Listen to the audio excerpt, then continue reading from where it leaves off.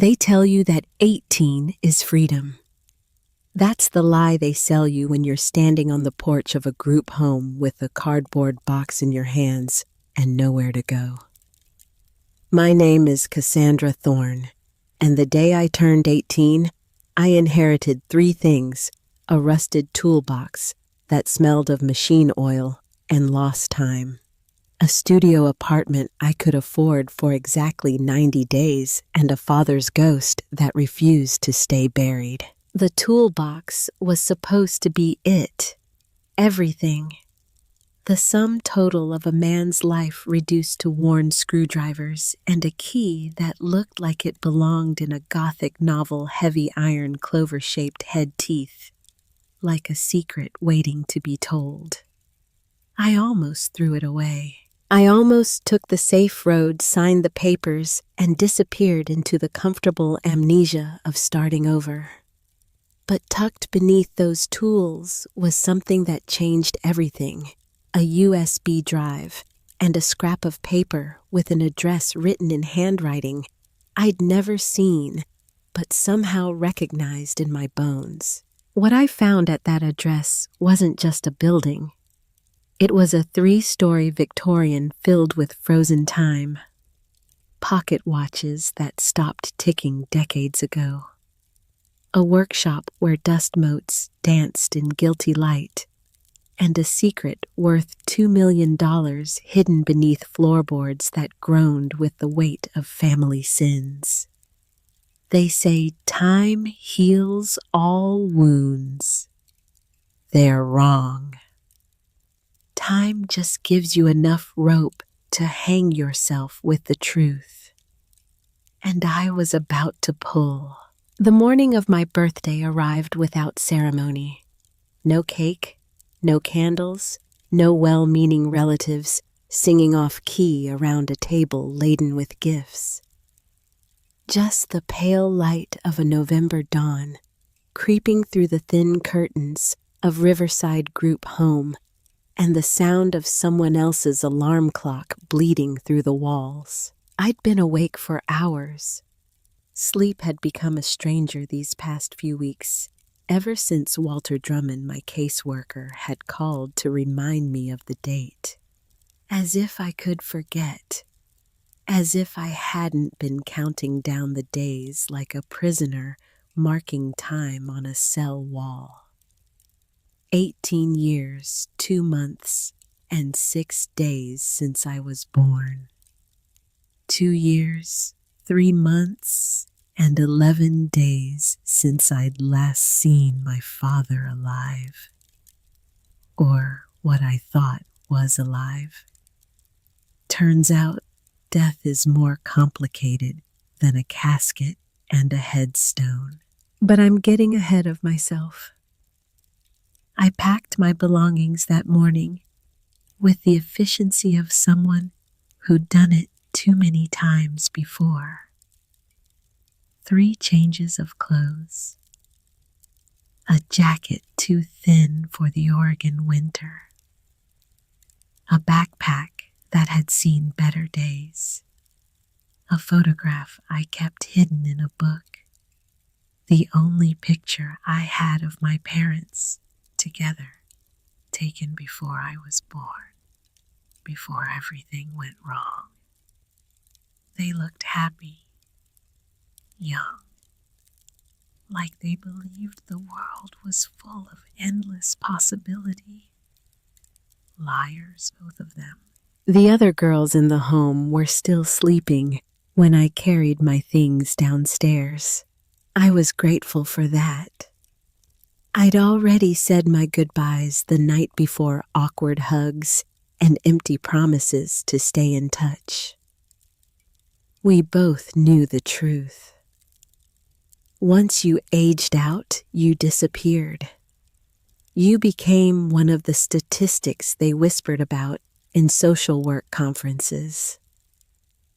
A cautionary tale. Walter Drummond was waiting in the parking lot, his beige Chrysler idling in the cold. He was a good man, I suppose. As good as a man can be when his job is to manage the wreckage of other people's lives on a state budget and a guilty conscience. He had kind eyes, the sort that had seen too much and still tried to find hope in the margins. "Morning, Cassandra," he said as I slid into the passenger seat. He always used my full name, never Cass. It was a small kindness, a reminder that I was a person, not just a case number. "Morning," I replied. My voice sounded strange in the quiet car, hollow. We drove in silence for a while. Portland was just waking up the streets slick with rain that hadn't quite decided whether to continue or give up. The windshield wipers kept a steady rhythm, a metronome counting down to something I couldn't name. "I have something for you," Walter said eventually. He reached into the back seat without taking his eyes off the road and pulled up a red metal toolbox. It was old, dented, the kind of thing you'd find in a garage sale marked down to $5. But when he set it on my lap, I felt the weight of it. Not just the physical weight, but something else. Something heavier. "This was your father's," he said quietly. My breath caught in my throat. I hadn't expected this. In the 2 years since Nathaniel Thorne had died, since the construction accident that had taken him from me and thrown me into the foster system, I'd received nothing. No letters, no belongings, no final words. Just a file with redacted pages and a social worker's apologetic smile. "His landlord found it in storage," Walter continued, "along with some paperwork about a property. I was going to wait until we got to your apartment, but I thought you might want it now." I ran my fingers over the scratched surface of the toolbox. There was something painted on the side, faded almost to nothing, T&S. Thorne and Son. My grandfather's business. A name I'd only heard in fragments in stories my father told when I was too young to understand their weight. "There's more," Walter said. He sounded uncomfortable now, like a man about to deliver news he'd been putting off. "Inside the toolbox, there's a USB drive. Your father left it there. I haven't listened to it, that's not my place, but I think he meant for you to have it when you were old enough." When I was old enough, as if 18 was some magical threshold of maturity, as if the calendar could transform grief into understanding. I didn't open the toolbox. Not then. I couldn't. Instead, I watched the city slide past the window, the familiar streets giving way to unfamiliar ones as we crossed into the industrial district on the east side. This was where my new life would begin. In a subsidized studio apartment in a building that smelled of mildew and resignation. Walter helped me carry my things up 3 flights of stairs. The apartment was exactly what I'd expected, small, clean, and crushingly empty. Beige walls, linoleum floor, a twin mattress on a metal frame, a kitchenette with a hot plate, and a mini fridge that hummed like it was trying to remember a song. "It's yours for 3 months, Walter said, setting the toolbox down by the door. "After that, you'll need to figure out rent or find somewhere else. I've left you the information for job placement services, housing assistance, everything you'll need." He pulled an envelope from his jacket pocket and handed it to me. Inside was $800 in cash, my transition fund, the state's final obligation to me. "I know it's not much," he said, "but it's a start." I took the envelope. The bills felt crisp and impersonal in my hands. "There's one more thing," Walter said. He was hesitant now, choosing his words carefully. "The property I mentioned.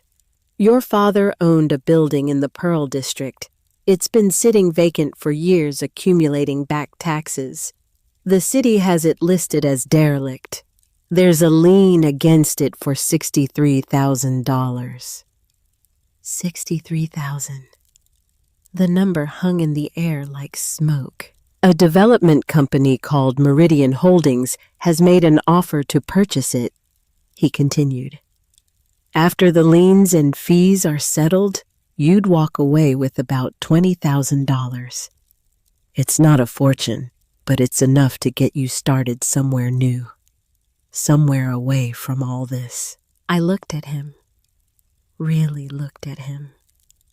Walter Drummond, 55 years old, divorced 2 kids he saw every other weekend.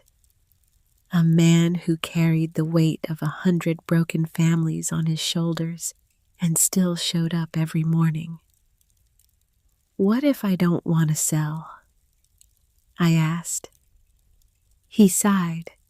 It was a long, weary sound, the kind that came from deep in the chest. "Cassandra, I've seen the inspection reports. The building is in bad shape. The roof is failing. There's water damage. The electrical system is probably a fire hazard. Taking it on would be a mistake. A very expensive mistake." "But it was my father's," I said. The words came out sharper than I intended. "Your father is gone," Walter said gently. "And holding on to the past won't bring him back. Sometimes the kindest thing we can do for ourselves is let go." He meant well, I knew that, but he didn't understand. How could he? He had a past. He could touch parents. He could call a history that made sense. I had a toolbox and a mystery and a hole in my chest where my family should have been. After he left, I sat on the edge of the mattress and stared at the toolbox. The room was silent except for the hum of the refrigerator and the distant sound of traffic. I could feel the USB drive inside waiting. A message from a dead man. I opened the latches. They sprang free with a sharp click that echoed in the empty room.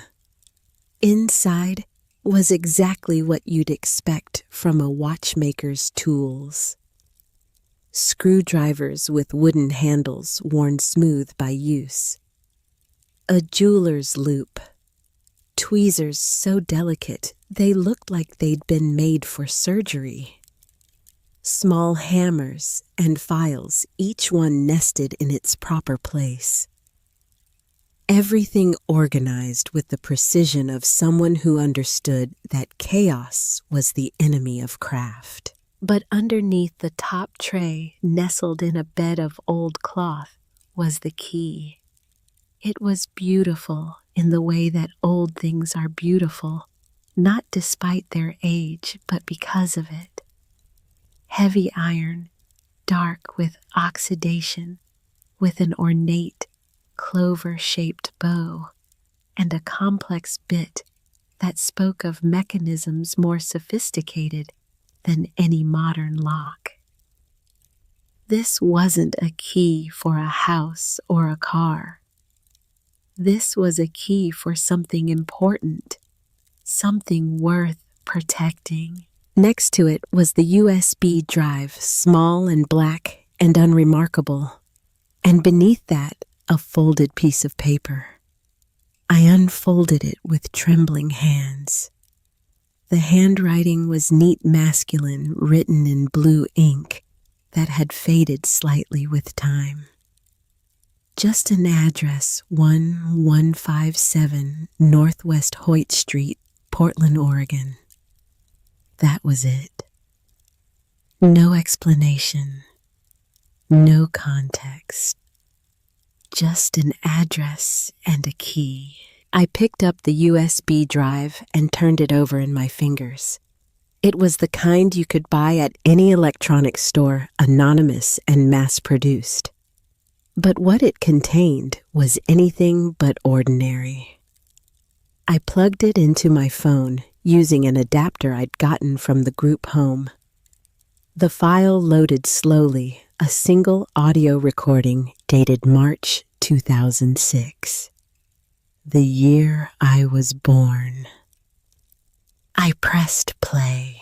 For a moment, there was only static, the soft hiss of a recording begun, but not yet spoken into. Then a voice, a woman's voice, young, nervous, filled with a kind of desperate clarity. My name is Claire Elizabeth Thorne.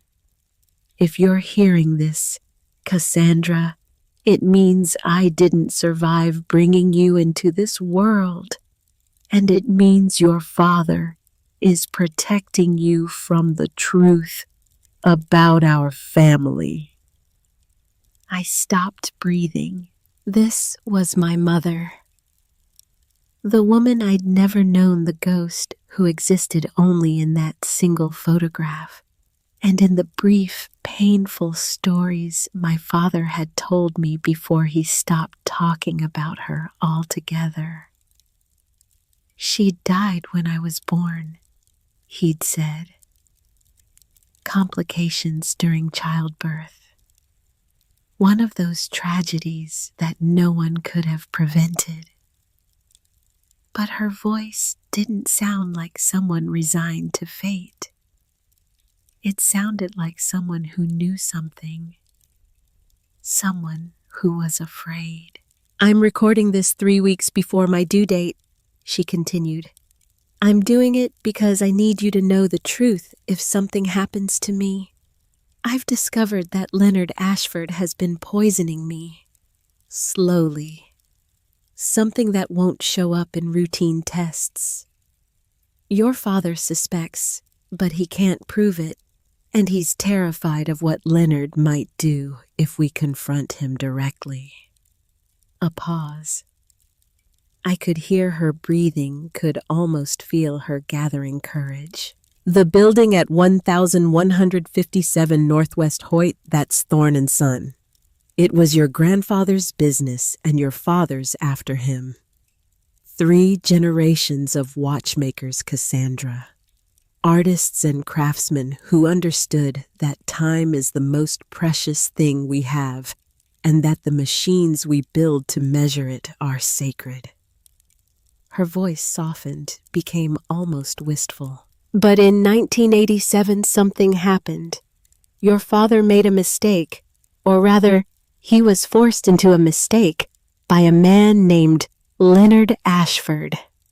They were partners once, your father and Leonard. But Leonard was ambitious in all the wrong ways. He convinced your father to help with something illegal, something that could have destroyed everything your grandfather built. I was leaning forward now, the phone pressed against my ear, as if I could pull her voice closer, make her more real. I don't have time to explain all of it, but I need you to know that your father spent 18 years trying to make it right, trying to protect you from the consequences of that one terrible choice. If you're hearing this, it means he's gone too. It means I'm gone, and it means you're alone. The pain in her voice was unbearable. But you're not powerless, my darling girl. In that building, there are answers. There are things your father hid to keep you safe, and there's a truth that needs to be told even if I'm not here to tell it myself. Another pause, longer this time. I love you, Cassandra. I love you with every beat of my failing heart. And I'm sorry. I'm so sorry I won't be there to watch you grow up, to hold you when you're scared, to tell you that you're stronger than you know. But you are. You're stronger than all of us. You have to be. The recording ended just like that, cut off mid-breath, as if she'd run out of time or courage or both. I sat in the silence of that empty apartment, tears streaming down my face, and felt something crack open inside me. Not grief. I'd been grieving my whole life, grieving for parents I'd lost before I could remember them. This was something else, something sharper. Rage. Rage at the lies. Rage at the secrets. Rage at a woman who'd loved me enough to leave me a message, but who'd been murdered before she could fight to stay alive. Rage at a father who'd left me with nothing but questions and a key to a door I wasn't sure I wanted to open, but underneath the rage was something else. Curiosity. The same curiosity that had gotten me in trouble my whole life, that had made me ask too many questions and push against too many boundaries. I looked at the address again. 1157 Northwest Hoyt Street, the Pearl District. That was the nice part of town, the part that had been gentrified in the last decade, where old warehouses had been converted into lofts and artisan shops and overpriced coffee bars. My father had owned property there. It didn't make sense. We'd been poor my whole childhood, living in a tiny apartment above a bodega, scraping by on whatever money came from repair work. If he'd owned a building in the Pearl District, why had we lived like that, unless he'd been hiding it? Unless the building was part of the secret my mother had hinted at. I pulled out my phone and looked up the address. Street View showed a narrow 3-story Victorian wedged between a laundromat and a boarded-up storefront. The brick was dark with soot and age, the windows on the ground floor covered with plywood. A faded sign above the door read, "Thorn and Son, established 1957, the letters barely visible beneath years of weather and neglect. It looked abandoned, forgotten, like a grave no one visited anymore. I should have called Walter. Should have told him I wanted to sell, take the money, and start over somewhere new. Portland had never been kind to me. The city held nothing but bad memories and closed doors. But I didn't call Walter.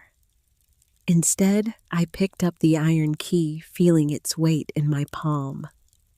I tucked it into my jacket pocket, along with the USB drive and the folded address. Then I grabbed my backpack and walked out of that apartment without looking back. The bus ride to the Pearl District took an hour and a half. I sat in the back watching the city transform outside the window.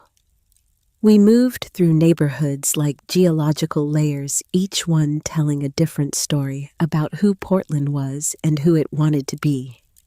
The industrial sprawl gave way to downtown's glass towers, then to the converted warehouses and tree-lined streets of the Pearl. I got off at a stop marked by a rusted pole and a bench covered in graffiti.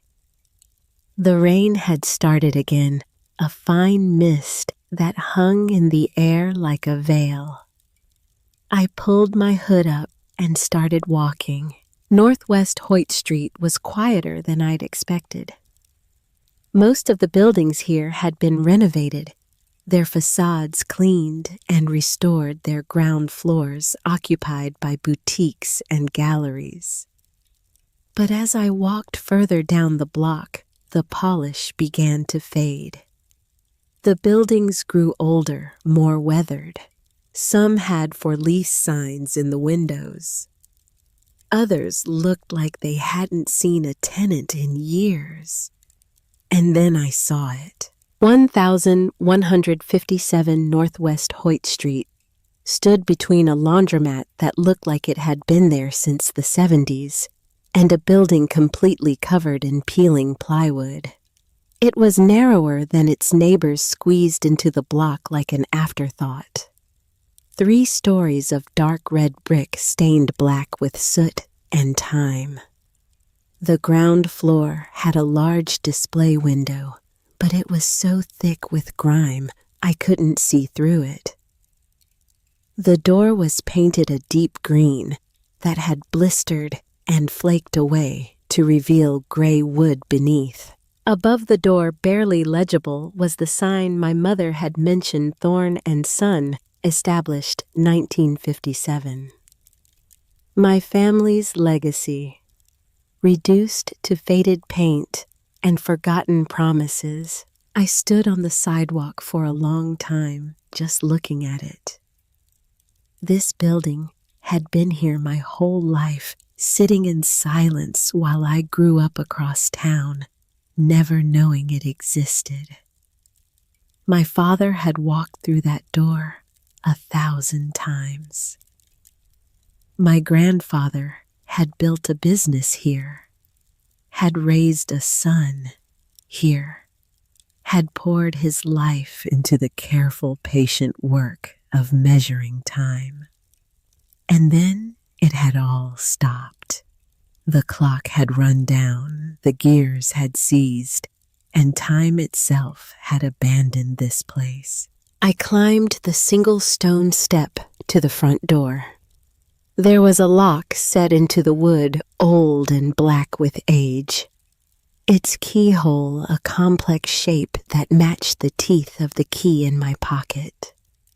My hand was shaking as I pulled out the key. This was it, the moment of decision. I could turn around, walk away, call Walter, and tell him to sell the building. I could take the $20,000 and disappear into a new life unburdened by history. Or I could turn the key. I slid it into the lock. For a moment, nothing happened. The mechanism was old, reluctant, frozen by years of disuse. Then I felt it catch.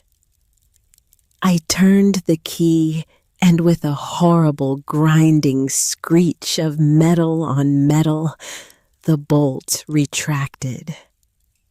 The door opened. I stepped inside, and time stopped.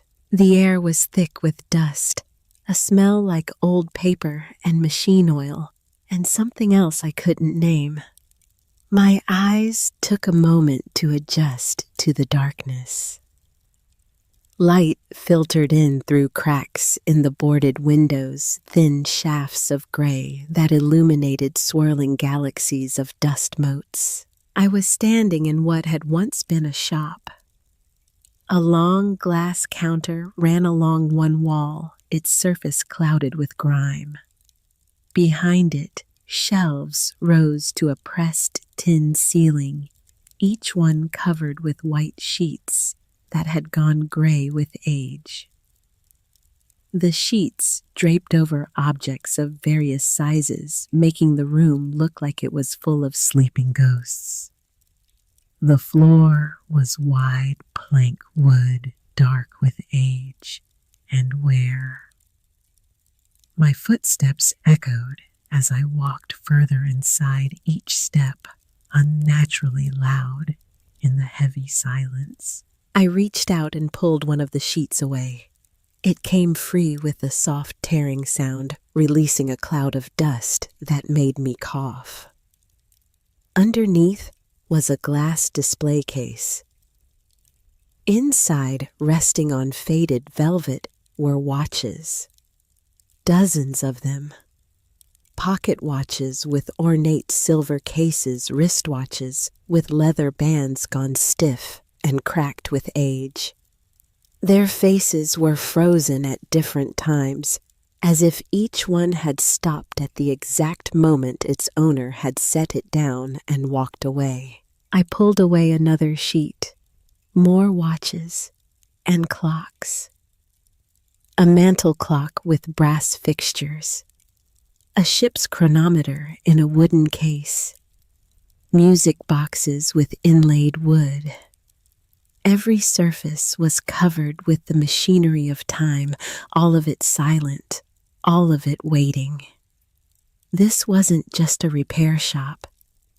This was a museum, a cathedral dedicated to the art of measuring moments, of capturing time in springs and gears and delicate escapements. I moved deeper into the building.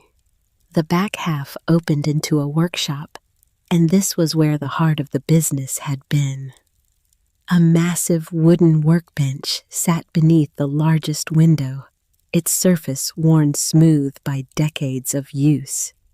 Tools hung on a pegboard wall in neat rows, screwdrivers with color-coded handles, hammers, files, tweezers, loops, everything organized with obsessive precision. On the bench itself, laid out on a leather mat, was a pocket watch in various stages of disassembly.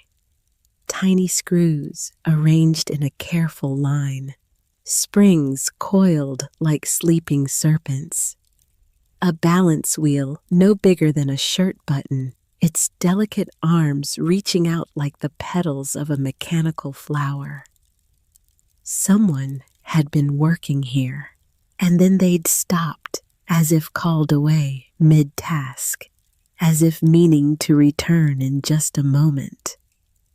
But that moment had stretched into years. I ran my fingers along the edge of the workbench, feeling the grain of the wood, the places where oil had soaked in and darkened it to near black.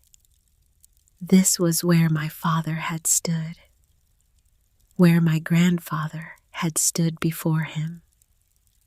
3 generations of thorns bending over this same surface, squinting through loops at mechanisms so small they seemed to belong to a different world. A wave of dizziness washed over me. The weight of it all, the silence, the dust, the frozen time was too much. I gripped the edge of the bench to steady myself. That's when my knuckles brushed against something underneath the overhang. A small metal handle, almost invisible in the shadow. I pulled, and a drawer slid open with a smooth, whisper-quiet motion. Inside were notebooks. Dozens of them, leather-bound, filled with my father's handwriting. I recognized it from the address he'd written that same neat, precise script. Diagrams of watch mechanisms, calculations, notes about repairs and restorations.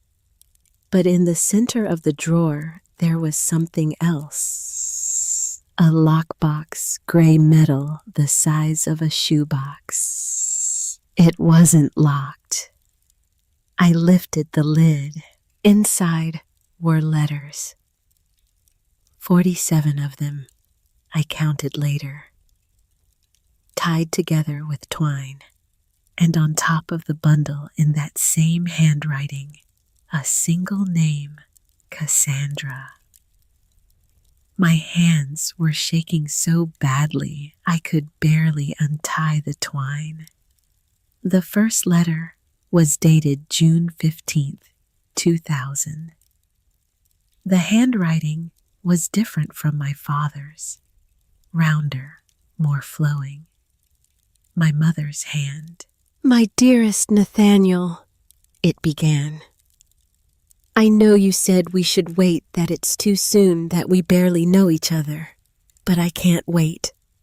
I have to tell you what I'm feeling before it consumes me whole." It was a love letter, one of dozens. I skimmed through them, watching a relationship unfold in ink and paper. Claire and Nathaniel, two people who'd found each other against all odds. Her letters were full of hope and passion and a kind of desperate joy, as if she knew their time together would be short and wanted to pack a lifetime of love into whatever moments they had. His letters were fewer, more guarded, but no less intense. He wrote about the shop, about his work, about his fear that he didn't deserve someone like her, about the mistakes he'd made and the debts he was still paying. The last letter was dated March 1st, 2006, 3 weeks before I was born. It was shorter than the others, written in a shaky hand. "Nathaniel, I'm afraid. I know Leonard is poisoning me. I can feel it in my body, the weakness, the nausea that won't go away. The doctors say it's normal pregnancy symptoms, but I know better. If anything happens to me, promise me you'll tell her the truth. Promise me Cassandra will know that her mother loved her more than life itself, that I would have stayed if I could have, that leaving her was the only thing I've ever done that I can't forgive myself for." I sat on the dusty floor of the workshop, surrounded by frozen clocks and silent machines, and I wept. Not the quiet, controlled tears I'd learned to cry in the group home, but great, racking sobs that shook my entire body. My mother had known. She'd known she was being murdered, and she'd written these letters anyway. She'd poured her love into paper and ink, trusting that someday I'd find them. That someday they'd be enough. But they weren't enough. They would never be enough. I don't know how long I sat there. Long enough for the light to change, for the shadows to lengthen. When I finally stood up, my legs were stiff and my face was swollen. I needed to think. I needed to understand what I'd found and what it meant. But first, I needed to see the rest of the building. There was a staircase at the back of the workshop, narrow and steep. I climbed it carefully, the wood creaking beneath my feet. The second floor was living quarters, a small apartment with a kitchenette, a bathroom, and 2 rooms. One had clearly been a bedroom, though the furniture was gone. The other was an office, and in the office, behind a false panel, I found only because I was looking for, it was a safe built into the wall. It was old, a mechanical combination lock rather than electronic. I tried a few numbers at random, my birthday, my father's birthday, but nothing worked. I was about to give up when I noticed something scratched into the metal beneath the dial. Numbers so faint, they were almost invisible. 1957. 1957. The year the shop was established. I tried it. The dial clicked into place with each number, and on the last turn, I felt the bolt release. The door swung open. Inside was a leather ledger, the kind accountants used before computers, and beneath it, wrapped in oilcloth newspaper clippings. I pulled them out carefully. The headline on the top clipping made my blood run cold. Guggenheim Museum reports theft of rare timepieces, $2.3 million in historical watches missing. The article was dated October 12, 1987. It detailed a sophisticated heist in which 3 extraordinarily rare pocket watches had been stolen from a special exhibition.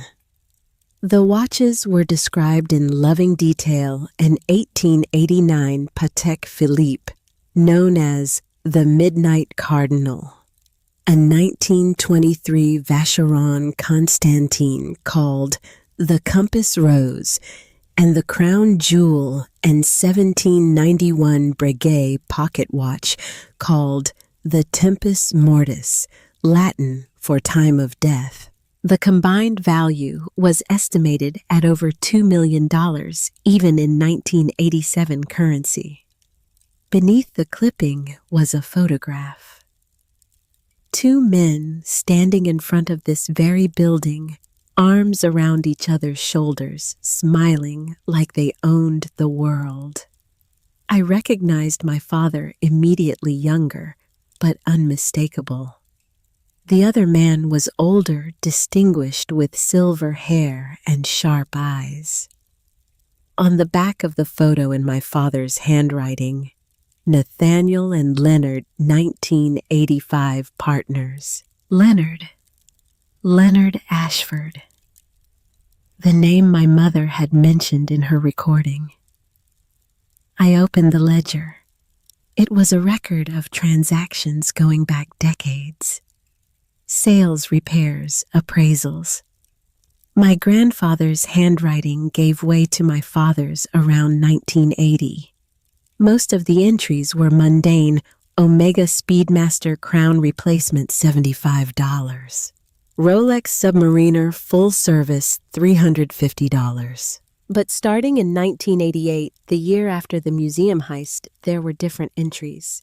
No names, just initials. And the amounts were staggering. $5,000, $10,000, $15,000. Payments made to someone identified only as LMA, Leonard Maxwell Ashford. The entries continued for years, growing smaller over time, but never stopping entirely. The last entry was dated January 2021. LM, a final payment $500,000. $500,000. Where had my father gotten that kind of money? We'd been poor my whole life. He'd worked constantly, taking any repair job he could find, but we'd barely scraped by.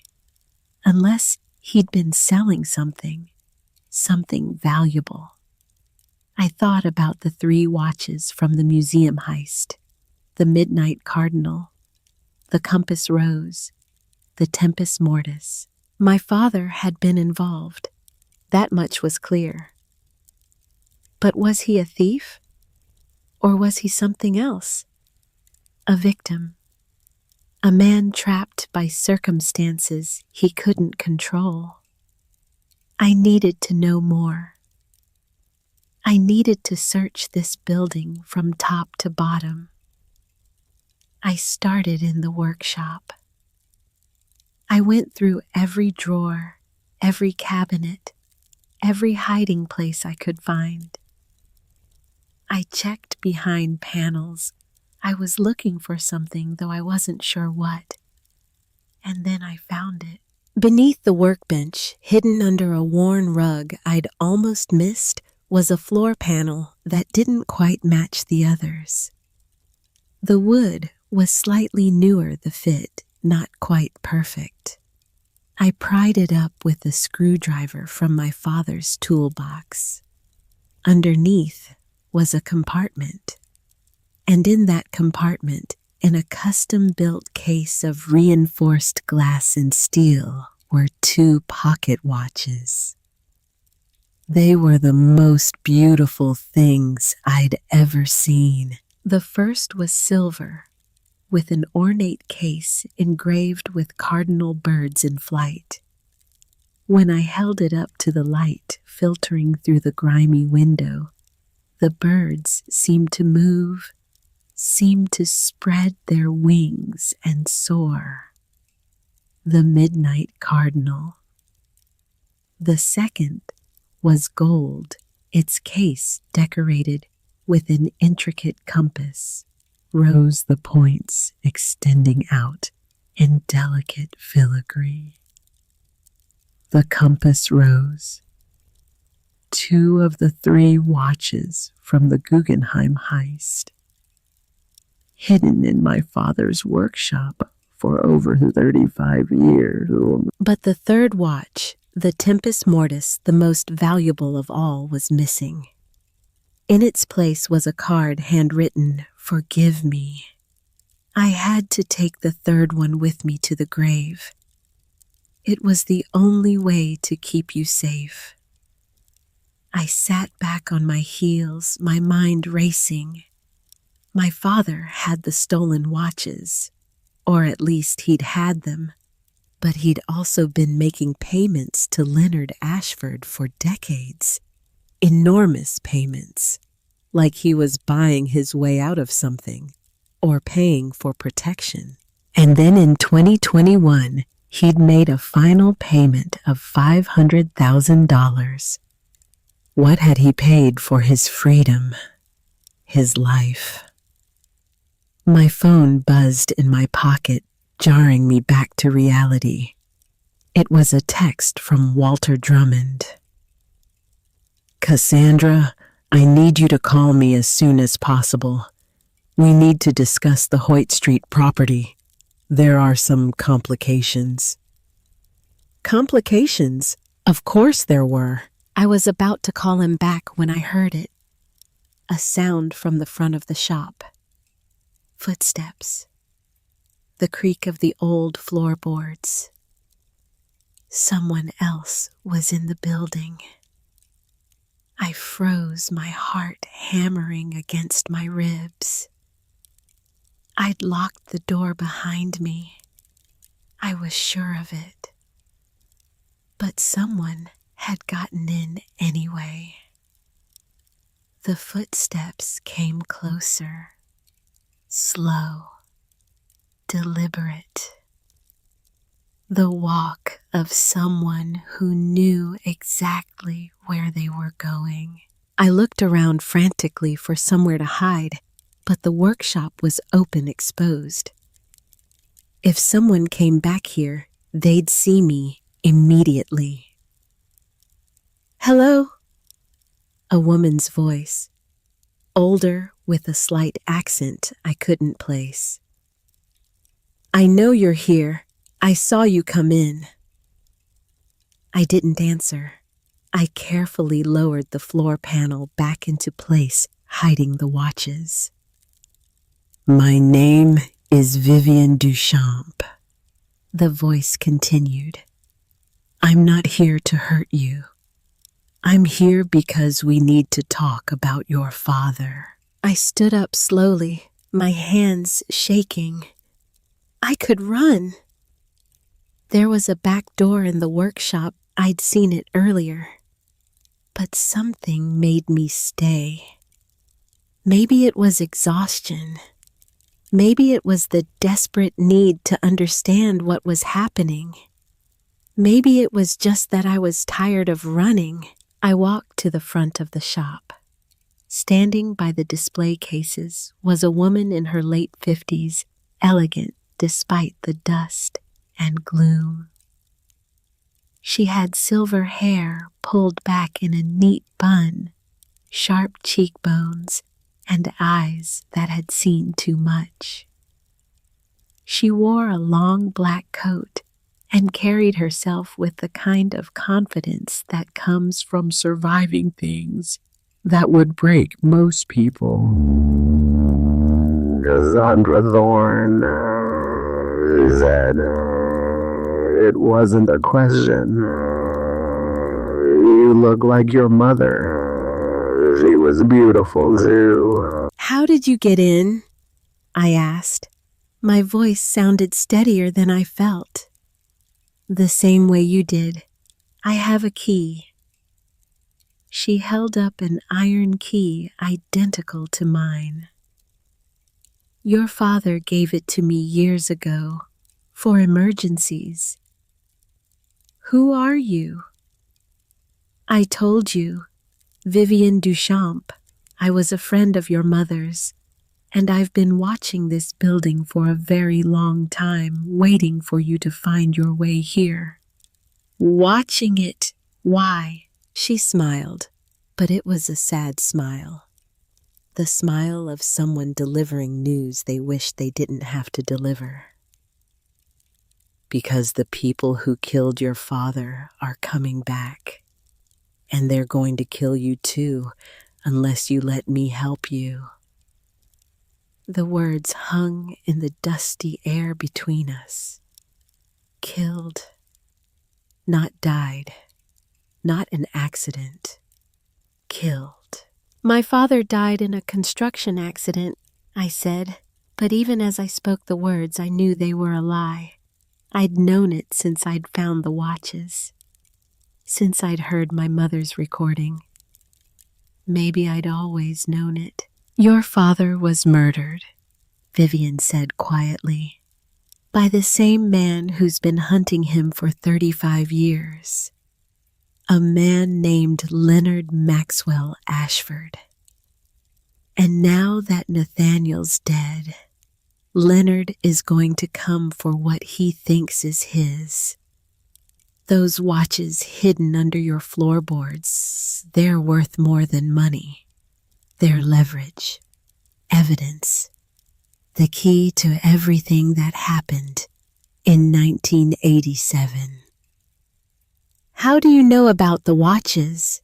Because I was there when they were stolen. Not at the museum, I had nothing to do with that, but I was there in the aftermath. I watched your father and Leonard tear each other apart over those 3 pieces of metal and glass.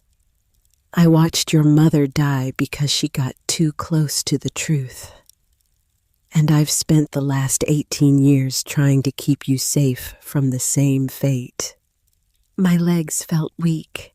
I sat down on an old wooden chair, not caring that it sent up a cloud of dust. I don't understand, I said. Any of this. Vivian pulled up another chair and sat across from me. The light from the window fell across her face, and I could see the lines there, the weight of years and secrets. Your father was a good man, she said, but he made a mistake. In 1987, he trusted the wrong person. Leonard Ashford was his business partner, his mentor, almost a father figure after your grandfather died. When Leonard came to him with a proposal, a way to make money to save the shop, Nathaniel said yes. He didn't ask enough questions. He didn't see the trap until it was too late. The museum heist. Yes, but it wasn't just a theft.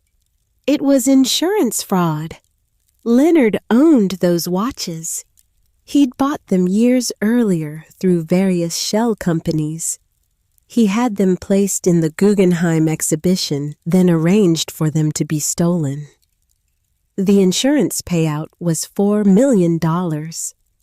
Leonard would get the money, and Nathaniel would get a cut for helping make the replicas that fooled the insurance investigators. Replicas. Your father was the best watchmaker on the West Coast, maybe in the country.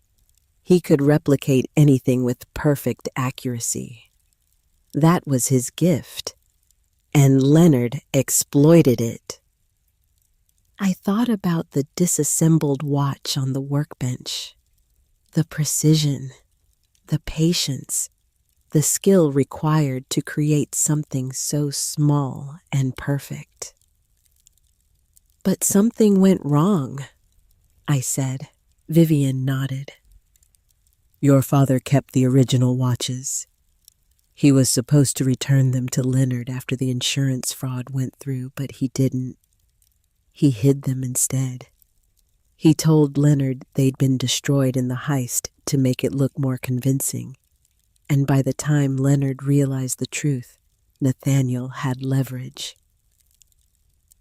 The watches. Exactly. Proof that the whole thing was a setup. Proof that Leonard Ashford was a fraud. Your father threatened to go to the FBI if Leonard ever came after him. It was a stalemate. For years, they left each other alone. But my mother... Your mother was a conservator at the Portland Art Museum. That's how she met your father. She brought in a damaged antique clock for repair. She was brilliant, Cassandra. She could look at an object and tell you its entire history just from the way it was made. And when she met Nathaniel, when she fell in love with him, he told her everything. The theft, the fraud, the watches hidden beneath the floorboards. Vivian's voice grew quiet. She wanted him to go to the FBI, to turn himself in, make a deal. She believed in justice, in doing the right thing, even when it was hard. But Nathaniel was afraid. He'd spent 15 years living with that secret paying Leonard to keep quiet. He couldn't face losing everything. What happened? Claire went to Leonard herself, without telling your father. She tried to convince Leonard to turn himself in to end it peacefully. But Leonard didn't see it as peace. He saw it as betrayal. Vivian's hands were shaking now. She was 7 months pregnant with you. Leonard poisoned her. Something slow-acting, something that wouldn't show up in a standard autopsy. By the time anyone realized something was wrong, it was too late. She went into premature labor. The doctors managed to save you, but Claire died 3 hours after you were born. I couldn't breathe. The room was spinning, the walls closing in. My father knew. I whispered. He suspected, but he couldn't prove it. And by then, he had you to protect. So he did what Leonard wanted. He paid. Every month for 18 years, he paid to keep Leonard away from you. He worked himself to exhaustion, took every job he could find, sold everything he had. That final payment in 2021. That was him selling the third watch, the Tempus Mortis. He found a private collector, made a replica so perfect even experts couldn't tell the difference, and sold the original for $500,000, enough to pay off Leonard once and for all. But it didn't work. No, because Leonard realized that with the watches gone, there was no more leverage, no more proof. And with your father getting older, getting tired, there was a risk he might talk. Might go to the authorities after all. So Leonard had him killed. Made it look like an accident. And then you disappeared into the foster system before anyone could connect you to Nathaniel or the watches or any of it. I stood up abruptly, knocking over the chair. I couldn't sit still. I couldn't process what she was telling me. Why are you telling me this now? I demanded. Why did you wait 2 years? Because I had to be sure you were safe. I had to be sure Leonard didn't know about you, didn't connect you to Nathaniel. I've been watching from a distance, making sure you stayed off his radar. But now you're 18. Now you've aged out of the system. And now you've come to this building, which means it's only a matter of time before Leonard finds out. He has people watching this property, waiting. For what? For whoever has the key, for whoever knows about the watches, for you. The weight of it crashed down on me all at once. I wasn't free. I'd never been free. My entire life had been built on a lie, a secret, a bargain made in blood and fear. What do? I asked. My voice sounded small, broken. Vivian stood and walked over to me. She put her hands on my shoulders, and her grip was firm, grounding. You have 3 choices, she said. 1, you walk away. You call your caseworker, you sell this building to Meridian Holdings, which, by the way, is a shell company owned by Leonard Ashford, and you take the money and disappear. Start over somewhere far away. It's the safe choice. And the 2nd, you go to the FBI. You turn over the watches, you tell them everything I just told you. They'll investigate. Maybe they'll build a case against Leonard. Maybe. But it'll take years, and there's no guarantee. And in the meantime, you'll be a target. And the 3rd choice. Vivian's eyes were fierce, now burning with something I couldn't name. You fight back. You find the 3rd watch, the Tempus Mortis. The real one, not the replica your father sold. You use it to take Leonard down once and for all. You finish what your parents started. But I don't know where it is.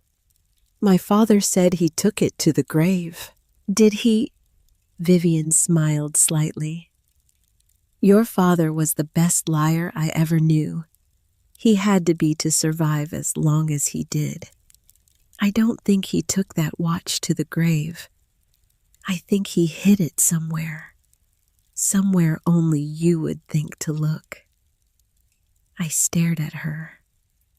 At this woman who'd appeared out of nowhere with impossible knowledge and even more impossible choices.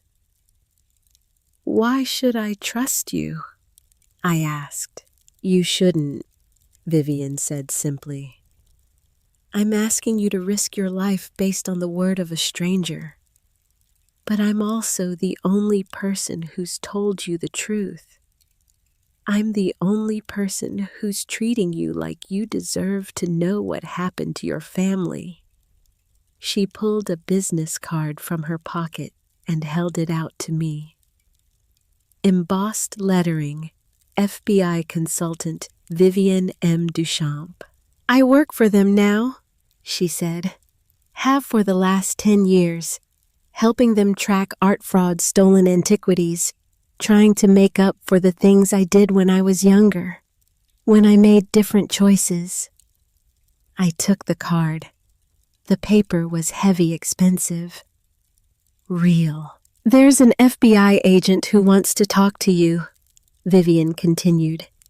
His name is Garrett Pierce. He's been investigating Leonard for years, but he needs proof. He needs those watches, and he needs someone willing to testify about what Nathaniel told them. But my father never told me anything. Not in words, maybe. But he left you this building. He left you the key. He left you a map if you're brave enough to follow it. She turned to leave, then paused at the door. Take tonight. Think about what you want to do. But don't take too long. Leonard already knows you exist. It's only a matter of time before he figures out you're here. Wait, I called out. You said my mother was your friend, that you were there. Were you part of it? The heist? Vivian looked back at me, and for the first time I saw real pain in her eyes. Yes, she said quietly. I was, and I've regretted it every day since. Your mother died because I wasn't brave enough to stop what was happening. I won't make that mistake twice. Then she was gone, the door closing behind her with a soft click. I stood alone in the dusty shop, surrounded by silent watches and broken time. Outside, the rain had started again. I could hear it pattering against the windows, a sound like fingers tapping, like time itself trying to get my attention. I thought about my choices. Walk away, go to the FBI, or fight. The safe choice would be to leave, to take the money and run, to let the past stay buried. But I'd spent my whole life being safe. Safe in foster homes where I learned not to ask questions. Safe in group homes where I learned not to make waves. Safe in the careful, controlled existence of someone who knew that one wrong move could mean losing everything. And where had safe gotten me? Alone. Adrift. 18 years old with no family, no home, no history worth claiming. I walked back to the workshop. I lifted the floor panel and looked at the 2 watches gleaming in their case. The midnight cardinal and the compass rose. Beautiful, dangerous, worth more than I could imagine. But they weren't what I was looking for. I thought about my father's note. I had to take the 3rd one with me to the grave. What if it wasn't metaphorical? What if he meant it literally? I pulled out my phone and searched for Nathaniel Augustus Thorne obituary. It took a few tries, but eventually I found it. A brief notice in the Oregonian. Services held at Oak Grove Cemetery. Burial in the family plot. The family plot, where my mother was buried too. I looked at the time, 4:30 in the afternoon. The cemetery would close at dusk. I had maybe an hour. I carefully lowered the floor panel back into place, hiding the watches once more. Then I grabbed my backpack and headed for the door. As I stepped outside, I noticed something I'd missed before. Across the street, parked in front of the laundromat, was a black sedan with tinted windows. It had been there when I arrived, and it was still there now. Someone was watching. I pulled my hood up against the rain and started walking, forcing myself not to look back. My phone buzzed. Another text from Walter. Cassandra, this is urgent. Meridian Holdings is pushing for an answer. They're threatening to pull their offer. I need to hear from you by end of business tomorrow. End of business tomorrow. 24 hours to decide the course of my life. I kept walking. The black sedan didn't follow. Not yet. But I could feel eyes on my back. Could feel the weight of attention, of being watched. Being hunted. My mother's voice echoed in my memory. You're stronger than you know. I hoped she was right, because I'd made my choice. I wasn't walking away. I wasn't selling. I wasn't disappearing. I was going to find that third watch. I was going to learn the truth about what happened to my parents. And I was going to make Leonard Ashford pay for every lie, every death, every stolen moment. The rain fell harder. The city blurred around me, and somewhere in the growing dark time itself seemed to hold its breath. Waiting, watching, measuring the moments until everything changed. The bus to Oak Grove Cemetery took 40 minutes of watching the city slide past in streaks of rain and neon. 40 minutes of turning Vivian's words over in my mind, like gears in a mechanism I couldn't quite understand. My father was murdered. My mother was poisoned. And I was the daughter of thieves and victims and people who'd made terrible choices trying to protect the ones they loved. The cemetery gates were open when I arrived, though the attendance booth was empty. Visiting hours ended at 6. I had maybe 30 minutes before they locked the gates for the night. I'd only been here once before 2 years ago for my father's funeral. The state had paid for the service a brief graveside ceremony attended by me, Walter Drummond, and a priest who'd never met Nathaniel Thorne and read from a script of generic condolences. I remembered standing in the cold October rain, watching them lower a casket into the ground and feeling nothing, just numbness. The kind of emptiness that comes when grief is too big to fit inside your body. Now, walking these same paths, I felt everything: rage and fear and a desperate clawing need to understand. The Thorne family plot was in the older section of the cemetery, where the headstones dated back to the early 1900s. Moss grew thick on the marble. Trees had been planted generations ago and now towered overhead, their branches creating a canopy that turned the fading daylight into something closer to dusk. I found my mother's grave first. Claire Elizabeth Thorne, 1981 to 2006. Beloved wife and mother. The headstone was simple, understated. No mention of how she died. No hint at the violence that had taken her. Next to her, the earth was still darker where my father had been buried.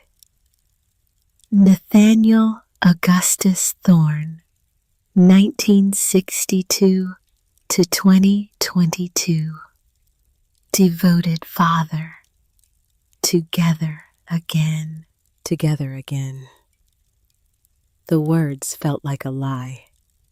They'd been apart for 16 years while my father lived and worked, and paid blood money to keep me safe. And now they were together, in the only way left to them, silent, still reduced to bones and memory. I stood between the two graves, rain soaking through my jacket, and I felt like I was standing at the edge of an abyss. I found the shop, I said out loud. My voice sounded strange in the quiet cemetery. I found the watches. I know what you did. Both of you. The graves offered no response. Just the sound of rain on leaves, the distant hum of traffic. I met Vivian. She told me about Leonard Ashford. about the heist, about Mom trying to stop it. My voice cracked.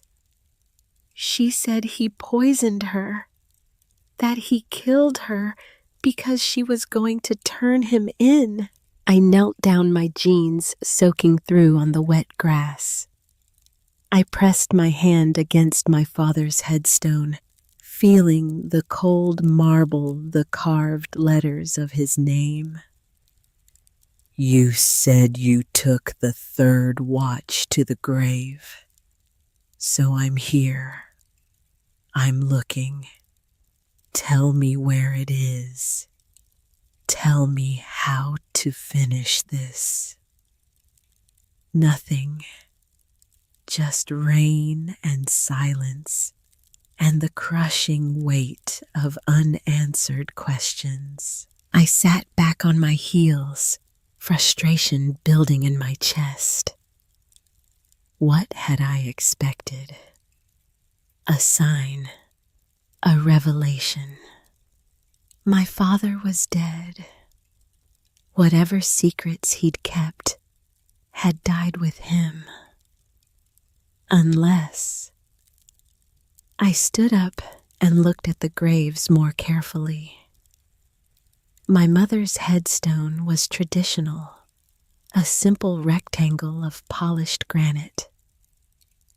But my father's was different, taller, more elaborate.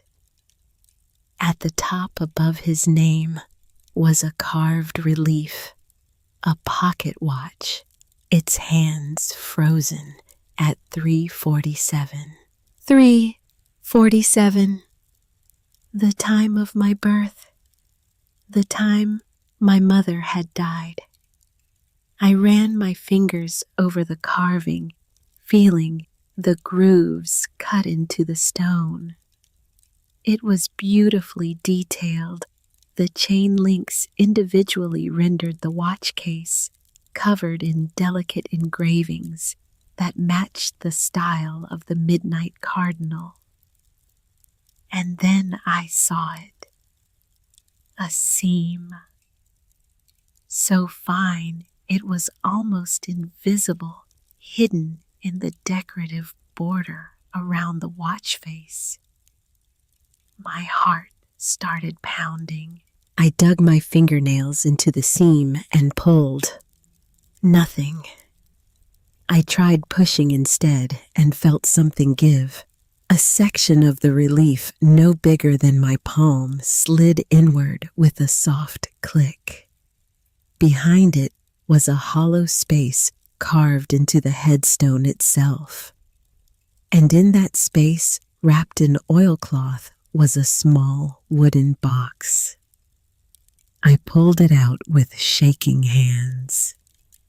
The box was cedar smooth and carefully made, sealed with brass hinges. On the lid was a burned inscription, "For Cassandra, when you're ready."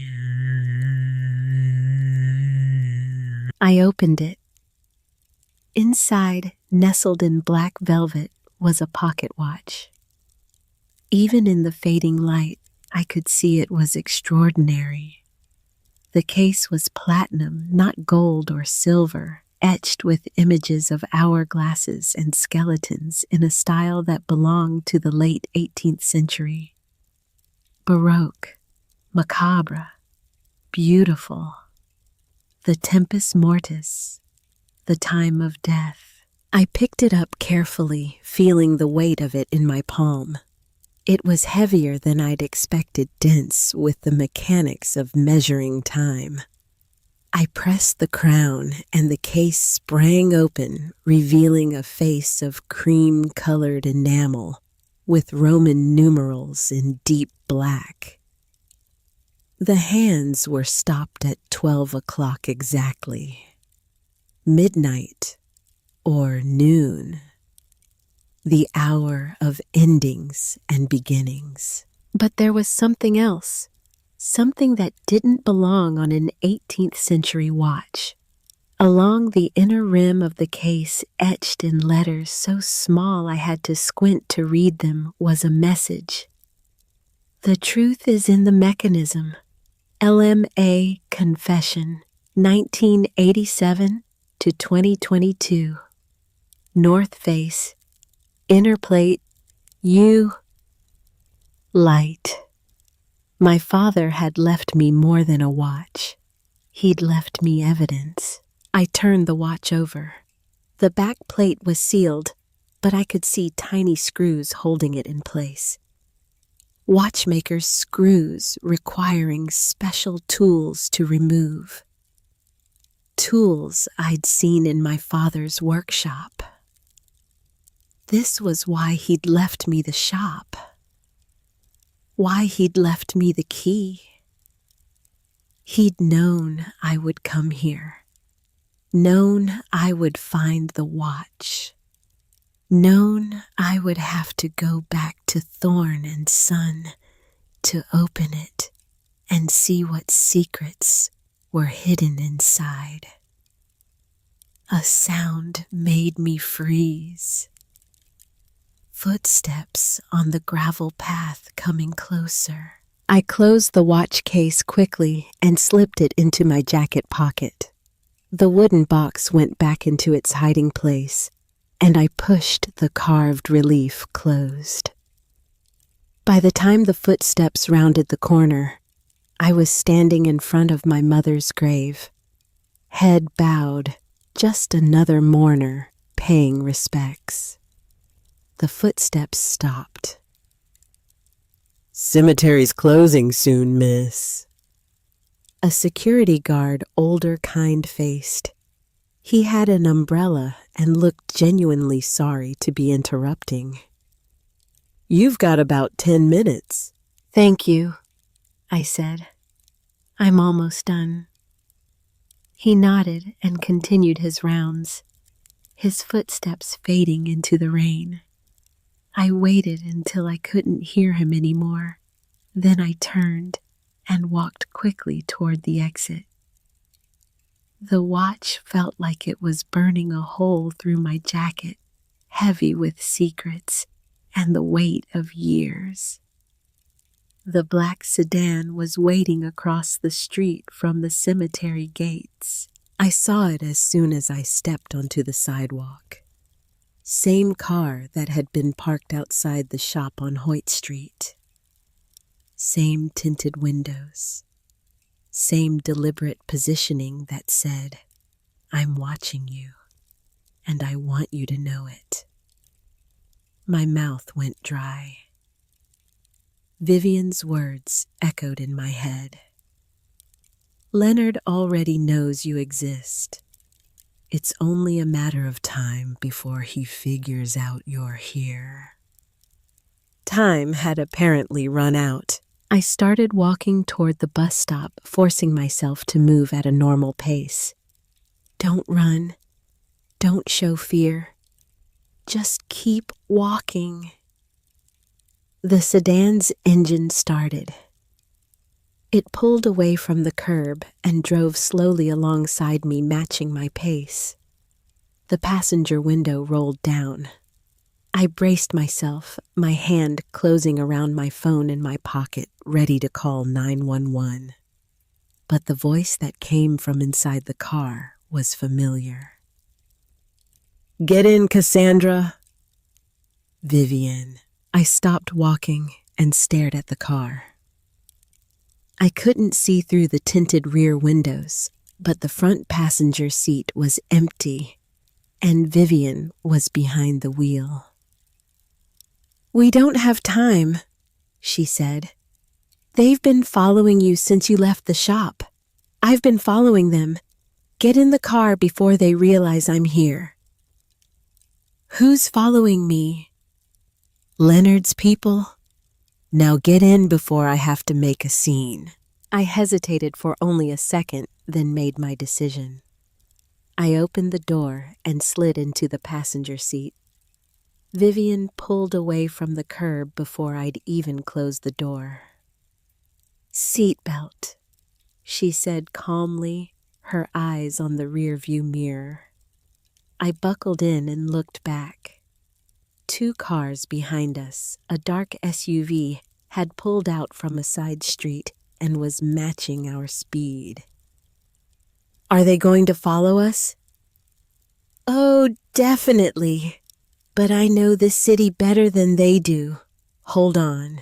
Vivian took a sudden right turn without signaling, cutting through a yellow light that turned red behind us. The SUV tried to follow, but got caught by oncoming traffic. She took 2 more quick turns, weaving through residential streets I didn't recognize, then merged onto a busy arterial where we disappeared into evening traffic. Did we lose them? I asked. For now. They're not trying to grab you yet, just tracking you, seeing what you know where you go. How did you know I was at the cemetery? Vivian glanced at me, a small smile on her lips. Because it's where I would have gone. Your father wasn't subtle, Cassandra. Took it to the grave was practically an invitation. You knew it was there. I suspected. Nathaniel was sentimental. He'd want to keep it close to Claire. She paused. Did you find it? I pulled the Tempus Mortis from my pocket and held it up. Vivian's breath caught. She reached out as if to touch it, then pulled her hand back. My God, she whispered. I haven't seen that watch in 37 years. I was there the night Leonard bought it, 1983, a private auction in New York. He paid $200,000, and everyone in the room thought he was insane. But Leonard knew what he had. A breguet from the Age of Enlightenment made for a French duke who'd been executed in the Revolution, the time of death. It was always Leonard's favorite. My father left me a message, I said, etched inside the case. He said the truth is in the mechanism, that there's evidence about Leonard, a confession. Vivian's hands tightened on the steering wheel. Then we need to open it, but not here, not out in the open. Where are we going? Somewhere safe.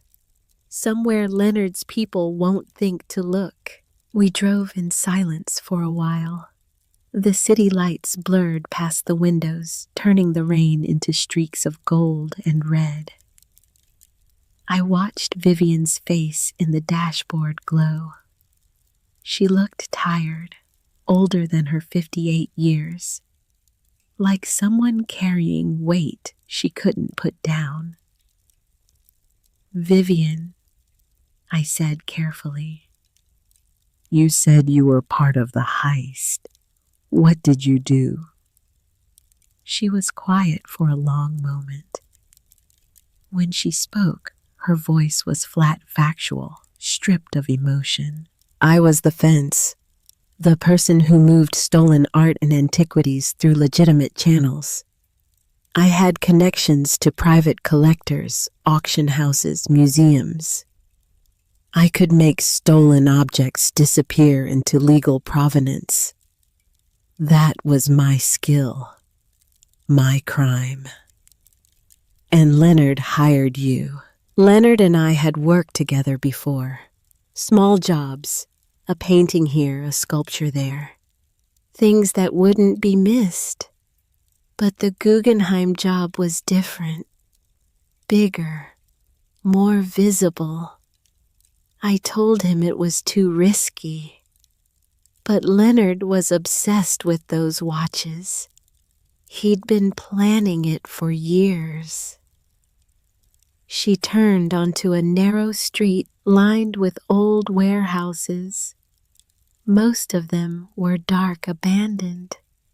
She pulled into an alley behind one of them and killed the engine. Where are we? I asked.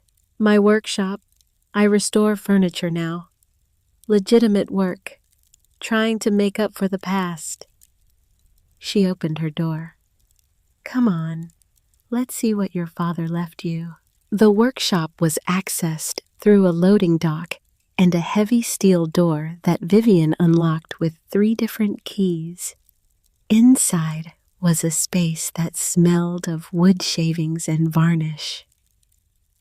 Workbenches lined the walls covered with furniture in various stages of repair. A Victorian chair with its upholstery removed. A table with its veneer being carefully replaced. An ornate mirror frame waiting for new glass. Vivian led me to a back corner where a jeweler's bench was set up complete with a magnifying lamp and precision tools. She gestured for me to sit. "Your father taught me the basics of watch repair," she said, pulling up a stool beside me. "Years ago, when we were still on speaking terms, I was never as good as him, but I know enough to be dangerous. Let's see what we're dealing with." I placed the Tempus Mortis on the leather mat under the lamp. In the bright light, the engravings on the case came alive, the skulls and hourglasses seeming to move and shift.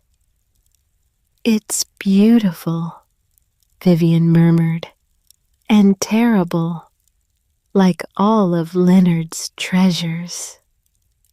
She selected a set of tiny screwdrivers from a case and began to work on the back plate.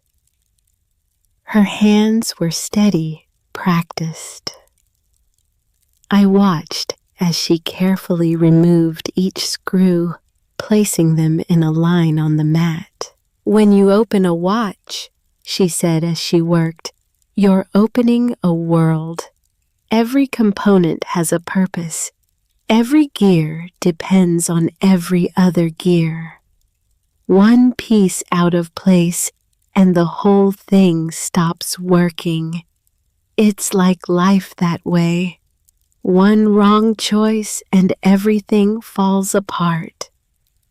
The back plate came free with a soft click. Vivian lifted it away, revealing the mechanism inside. I'd never seen anything like it. The movement was a work of art, brass and steel components fitted together with impossible precision. Gears the size of a pencil eraser meshed with pinions, no thicker than a hair. Springs coiled and balanced. The escapement, the part that regulated the watch's ticking, was a tiny miracle of engineering. "Look at that," Vivian breathed. "Breguet himself probably assembled this, every component handmade. This is what watchmaking was before mass production. This is art." "My father said the evidence is on the north face inner plate." Vivian nodded and carefully began removing the movement from the case. It came out as a single unit, exposing the inner surface of the case back. At first, I didn't see anything unusual, just platinum slightly tarnished with age. But then Vivian pulled a small UV flashlight from a drawer and shined it on the metal. Text appeared. Dozens of lines of it etched in letters so small they were invisible to the naked eye, only revealing themselves under ultraviolet light. Micro-engraving done with tools and skill that only a master watchmaker would possess. "Oh, Nathaniel," Vivian whispered, "you clever, brilliant man." We read it together, our heads close together under the light. It was a confession. Not from my father, but about Leonard Ashford. every crime, every date, every detail. September 14th, 1987. Leonard Maxwell Ashford purchased insurance policy on 3 watches. Guggenheim Museum exhibition. Policy value $4.2 million. True value $2.1 million. Fraud intent confirmed. October 12th, 1987. Watches stolen per LMA plan. NAT created replicas for insurance verification. Original watches retained by LMA. Insurance claim filed October 15th. The entries continued, year by year, payment by payment. A complete record of Leonard's insurance fraud, the blackmail that followed, and then starting in 2006, something darker. March 3rd, 2006, LMA learned of CET intention to contact FBI. Threat made against CET, an unborn child. March 18th, 2006, CET admitted to Portland General Hospital. Symptoms consistent with heavy metal poisoning. Doctors unable to determine cause. March 21st, 2006, CET deceased. Complications in childbirth. NAT believes poisoning by LMA. No proof. Cannot risk child safety. My eyes blurred with tears. There it was in my father's precise script. The truth about my mother's death. Written on metal, hidden in the most valuable watch in the collection, preserved for the day when I would be ready to see it. The entries continued through the years. My father's payments to Leonard, his secret meetings with FBI agent Garrett Pierce starting in 2019, his decision to sell the Tempus Mortis to make a final payment and buy his freedom. And then the last entry, dated January 15th, 2022, 2 weeks before his death. LMA learned of FBI cooperation. Threat made against NAT and daughter CET. Protection insufficient. NAT cannot complete witness protection plan. Confession engraved here as insurance. To be delivered to FBI via VMD if NAT unable to complete testimony. VMD, Vivian Margot Duchamp. I looked at her. She was crying silently, tears running down her face and dripping onto the workbench. He tried to fake his death, she said. He'd arranged everything with Agent Pierce, witness protection, a new identity. He was going to disappear so Leonard couldn't use him to get to you. But Leonard moved faster than we expected. Before we could get him into protection, there was the accident. You knew about this. You were helping him. I was trying to. I've been working with the FBI for 10 years, Cassandra, trying to build a case against Leonard. Your father was the key witness we needed. But before we could get him into protection, there was an accident at a construction site where he was doing side work. A scaffolding collapse. Your father was killed instantly, or that's what the police report said. But you don't believe it. I believe Leonard Ashford has been getting away with murder for 37 years, and I believe your father knew too much to be allowed to live. She wiped her eyes with the back of her hand. This engraving, this confession, it's everything we need to take Leonard down. Insurance fraud, blackmail, murder. It's all here. Then let's give it to the FBI. Let's end this. Vivian looked at me, her expression troubled. It's not that simple. This watch was stolen property. Any evidence derived from it could be challenged in court. Leonard's lawyers would tear it apart. We need more. We need the other 2 watches.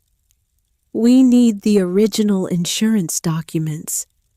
And we need someone willing to testify about what Nathaniel told them.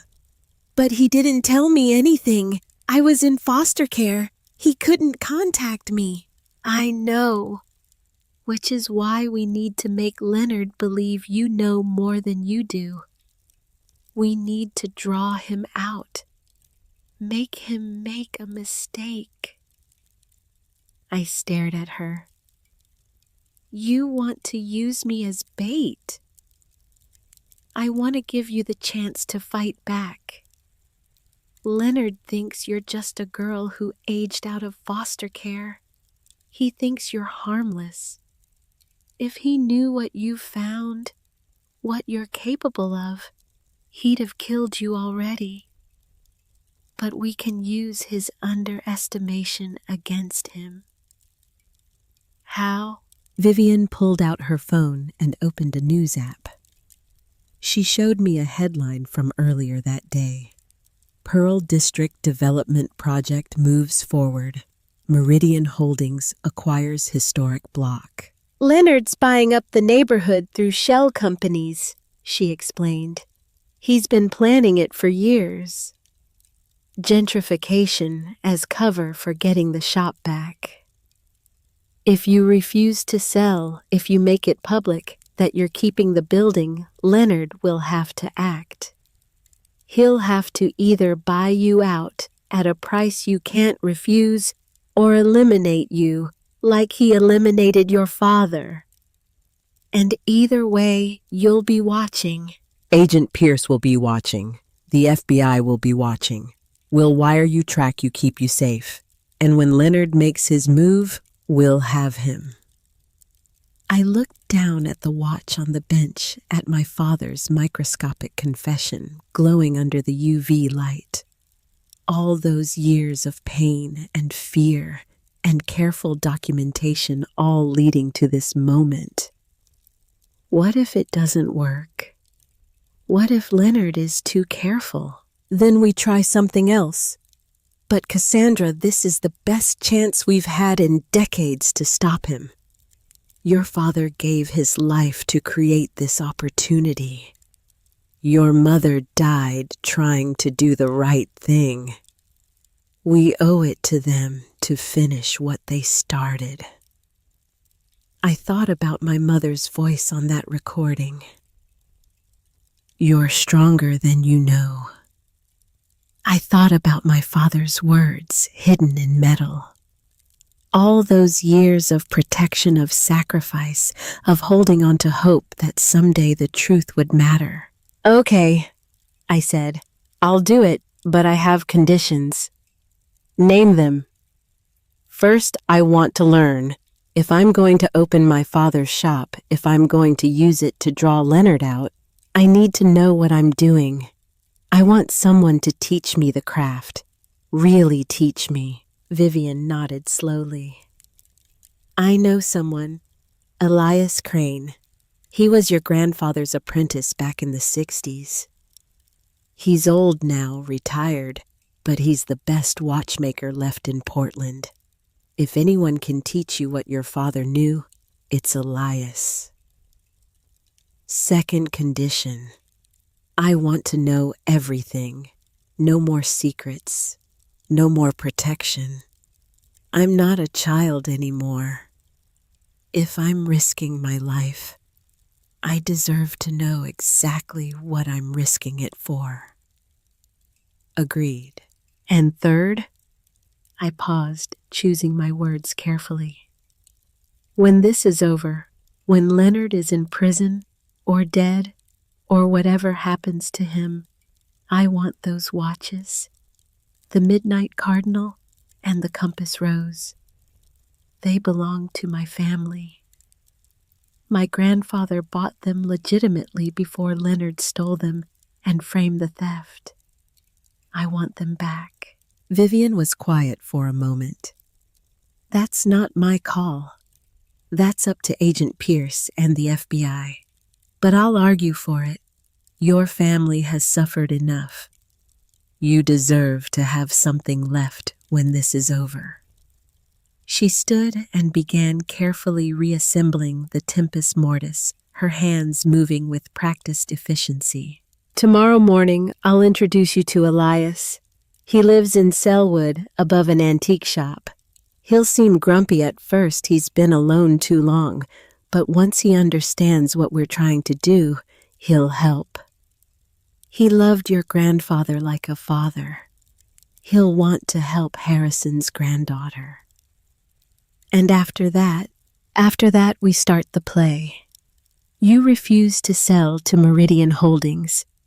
You announce that you're reopening Thorn and Son. You make yourself visible, noticeable. Someone Leonard can't ignore. Won't that put other people in danger? What about the neighbors, the other businesses on that block? The block is almost empty. That's why Leonard chose it. The laundromat is owned by an old man named Arthur DeWitt. He's been there 40 years and refuses to leave. There's a grocery on the corner run by Margaret O'Brien and a few other stragglers, but most of the buildings are already abandoned or bought up by Meridian. You won't be putting anyone at risk who isn't already in Leonard's crosshairs. I thought about that. About Arthur DeWitt refusing to leave his laundromat. About Margaret O'Brien holding on to her grocery store. About people who chose to stay even when everything around them was being torn down and rebuilt. Maybe I was one of them now. Someone who stayed. Someone who fought. Vivian finished reassembling the watch and handed it to me. Keep this safe. Don't let it out of your sight. It's the key to everything. I took it, feeling the weight of it in my palm. The time of death. A watch made for someone who'd been executed during a revolution. Maybe that was fitting. Maybe I was staging a revolution of my own. One girl against a system that had taken everything from her. I'll drive you back to your apartment, Vivian said.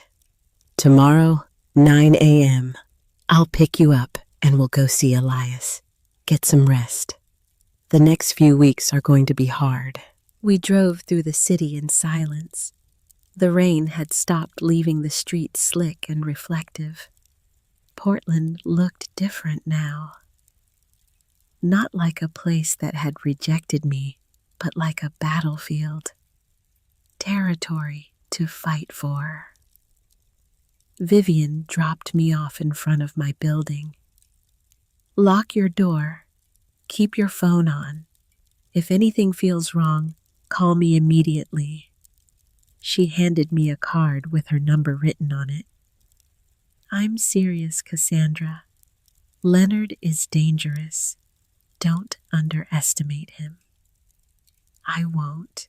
I watched her drive away, then climbed the 3 flights of stairs to my apartment.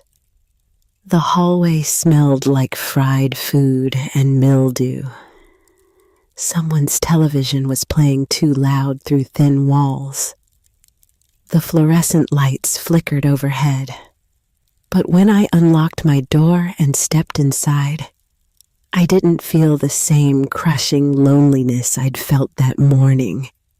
Instead, I felt purpose, direction, like I was finally moving towards something instead of just away from everything. I set the Tempus Mortis on the small table by the window and sat down in front of it.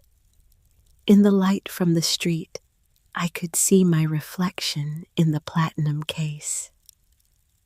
I I looked different, older, harder, like someone who'd seen the truth and survived it.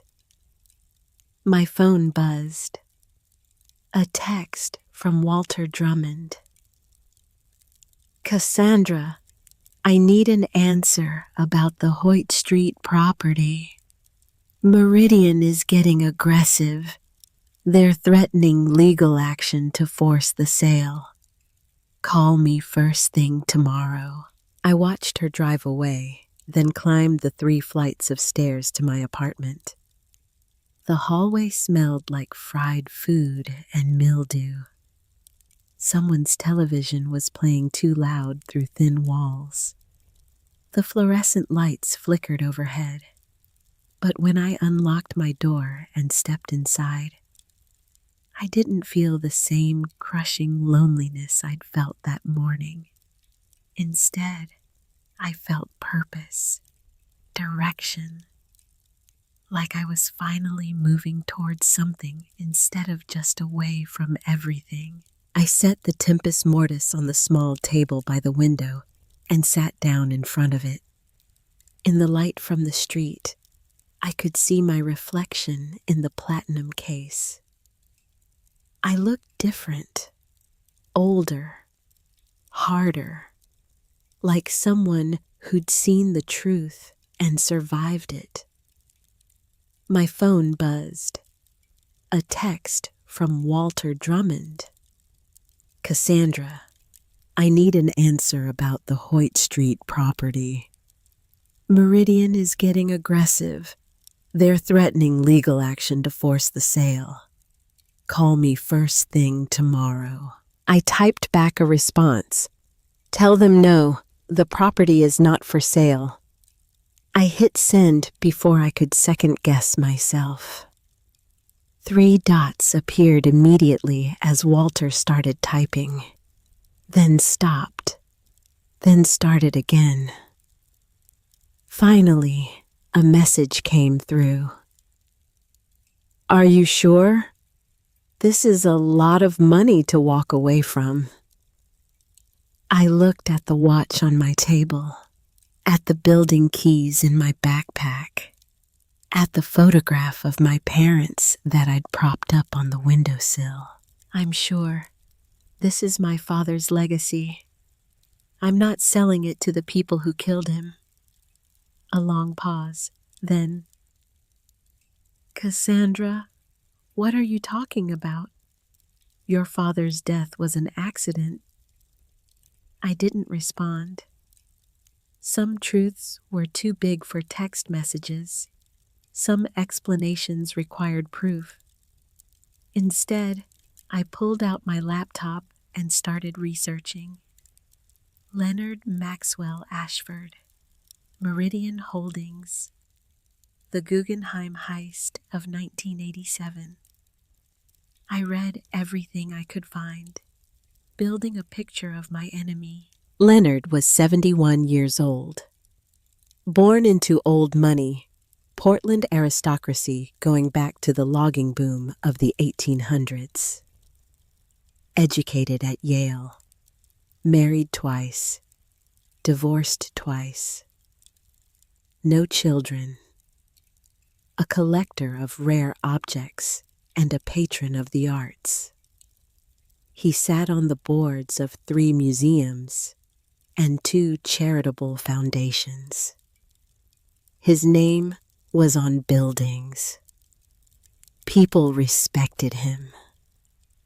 But people had respected plenty of monsters throughout history. The Guggenheim heist had been big news in 1987.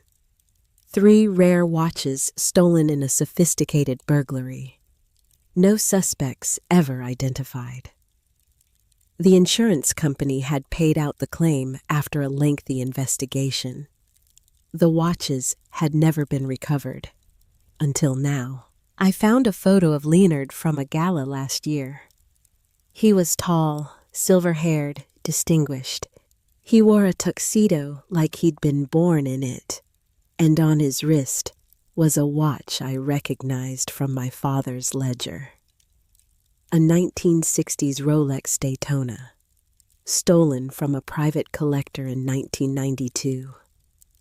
Leonard Ashford collected beautiful things, and if he couldn't buy them, he stole them, and if anyone tried to stop him, he killed them. I was going up against a man with unlimited resources, political connections, and a body count that included my mother and father. I was 18 years old, broke, alone, and legally homeless in 90 days.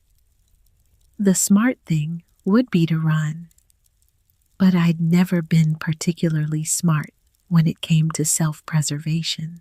I opened a new browser window and searched for Thorn & Son Watchmaker Portland History. A few results came up. An article from 1965 about master craftsmen in the Pacific Northwest. A mention in a book about Portland's Pearl District before gentrification. A photo from 1975 showing the storefront with my grandfather standing in front, arms crossed, looking proud. And then I found something else. A video from 2019. A local news segment about endangered small businesses in Portland. The reporter had visited Thorn & Son, interviewing my father. I clicked play. The video quality was grainy, shot on someone's phone and uploaded to YouTube. But there he was, Nathaniel Thorn, my father, alive and moving and speaking. "This shop has been in my family for 3 generations," he was saying, his hands moving as he talked, gesturing to the workshop behind him. "My father taught me that watchmaking is more than a trade. It's a philosophy. Every watch is a promise that time will continue. That despite everything that tries to stop us, age, entropy, death itself, we keep measuring the moments. We keep marking the hours. We keep faith that there will be a tomorrow worth counting toward." The camera panned across the workshop, showing the tools on the wall, the workbench, the display cases full of silent watches. "People ask me why I don't modernize," my father continued. "Why I don't start fixing cell phones or selling smartwatches. But that's not what this is about. This is about preservation, about maintaining a connection to craftsmanship that goes back centuries. When you hold a mechanical watch, you're holding something that dozens of people put their skill and care into creating. The person who forged the gears, the person who assembled the movement, the person who finished the case. Every watch is a collaboration across time." The reporter asked him something off camera, and my father smiled. It was a sad smile, I realized. The smile of someone carrying weight. "My daughter," he said. "I'm doing this for my daughter, so that when she's old enough to understand, she'll know that her family built something that mattered, that we were part of something larger than ourselves." The video ended. I sat in the dark apartment, tears streaming down my face, and I finally understood. My father hadn't left me a building or watches or a mystery to solve. He'd left me a purpose, a reason to stay when everything in me wanted to run, a connection to the past that was also a bridge to the future.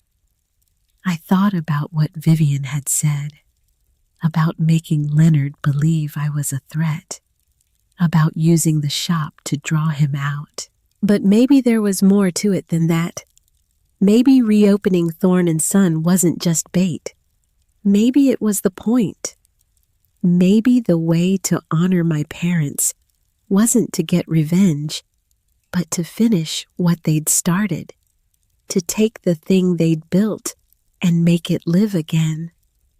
I opened my notebook, the cheap spiral-bound one I'd used for school assignments, and started making lists. What I knew: watch repair basics from my father's notebooks, the location of specialized tools, the names of suppliers in my father's ledger.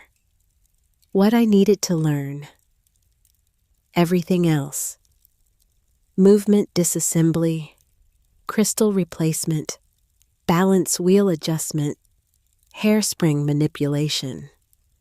The 1,000 tiny skills that separated an amateur from a master.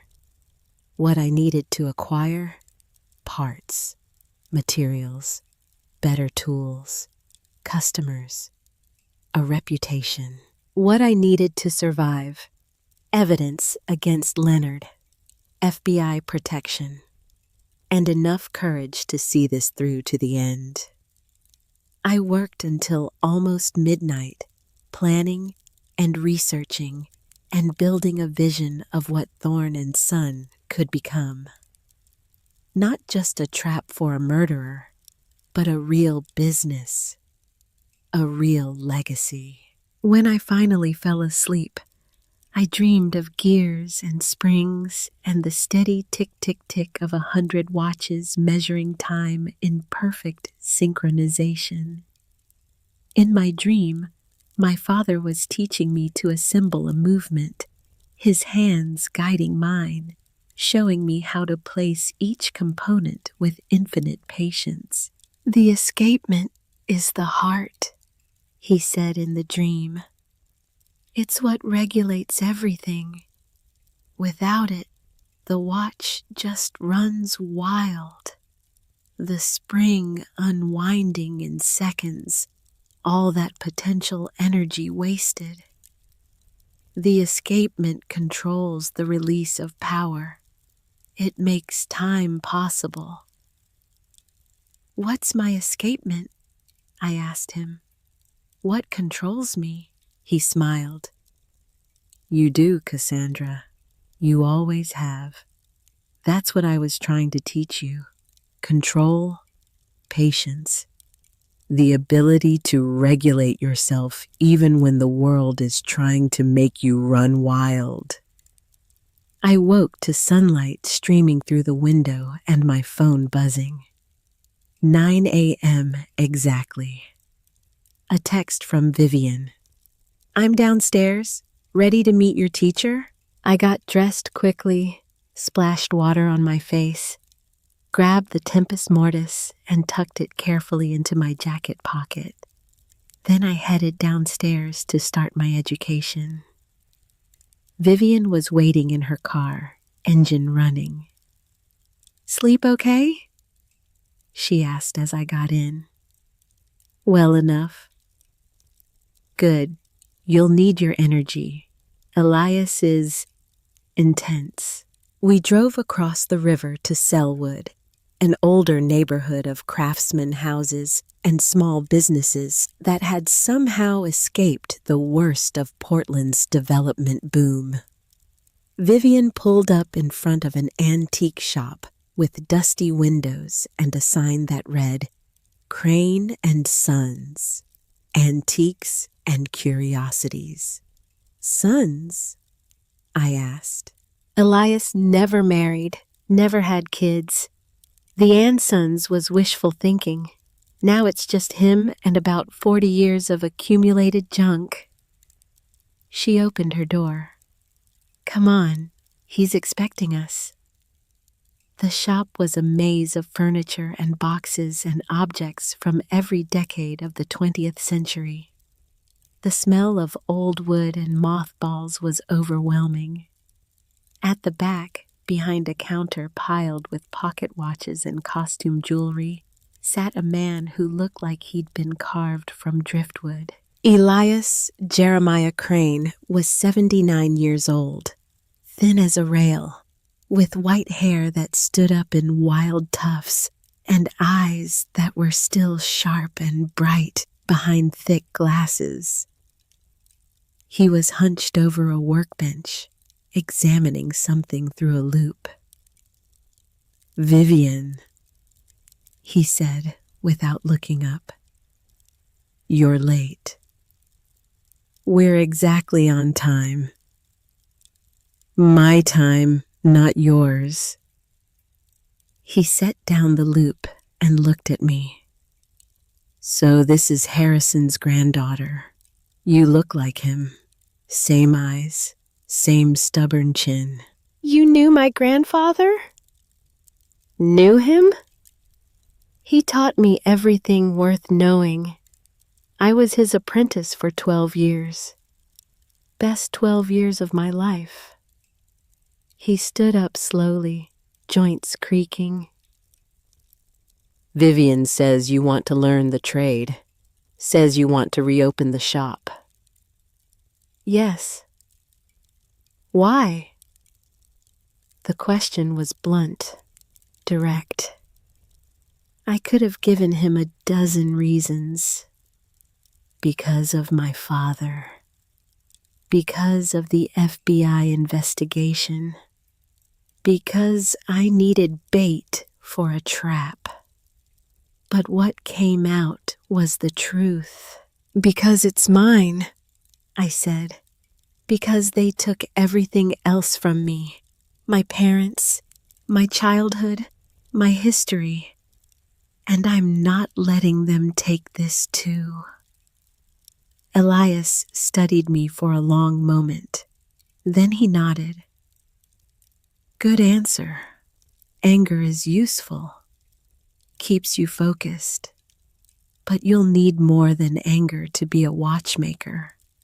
You'll need patience, precision, the ability to work for hours on something smaller than a grain of rice without losing your mind. You think you have that?" "I don't know, but I want to learn." "Wanting isn't enough, but it's a start." He gestured to a stool beside his workbench. "Sit.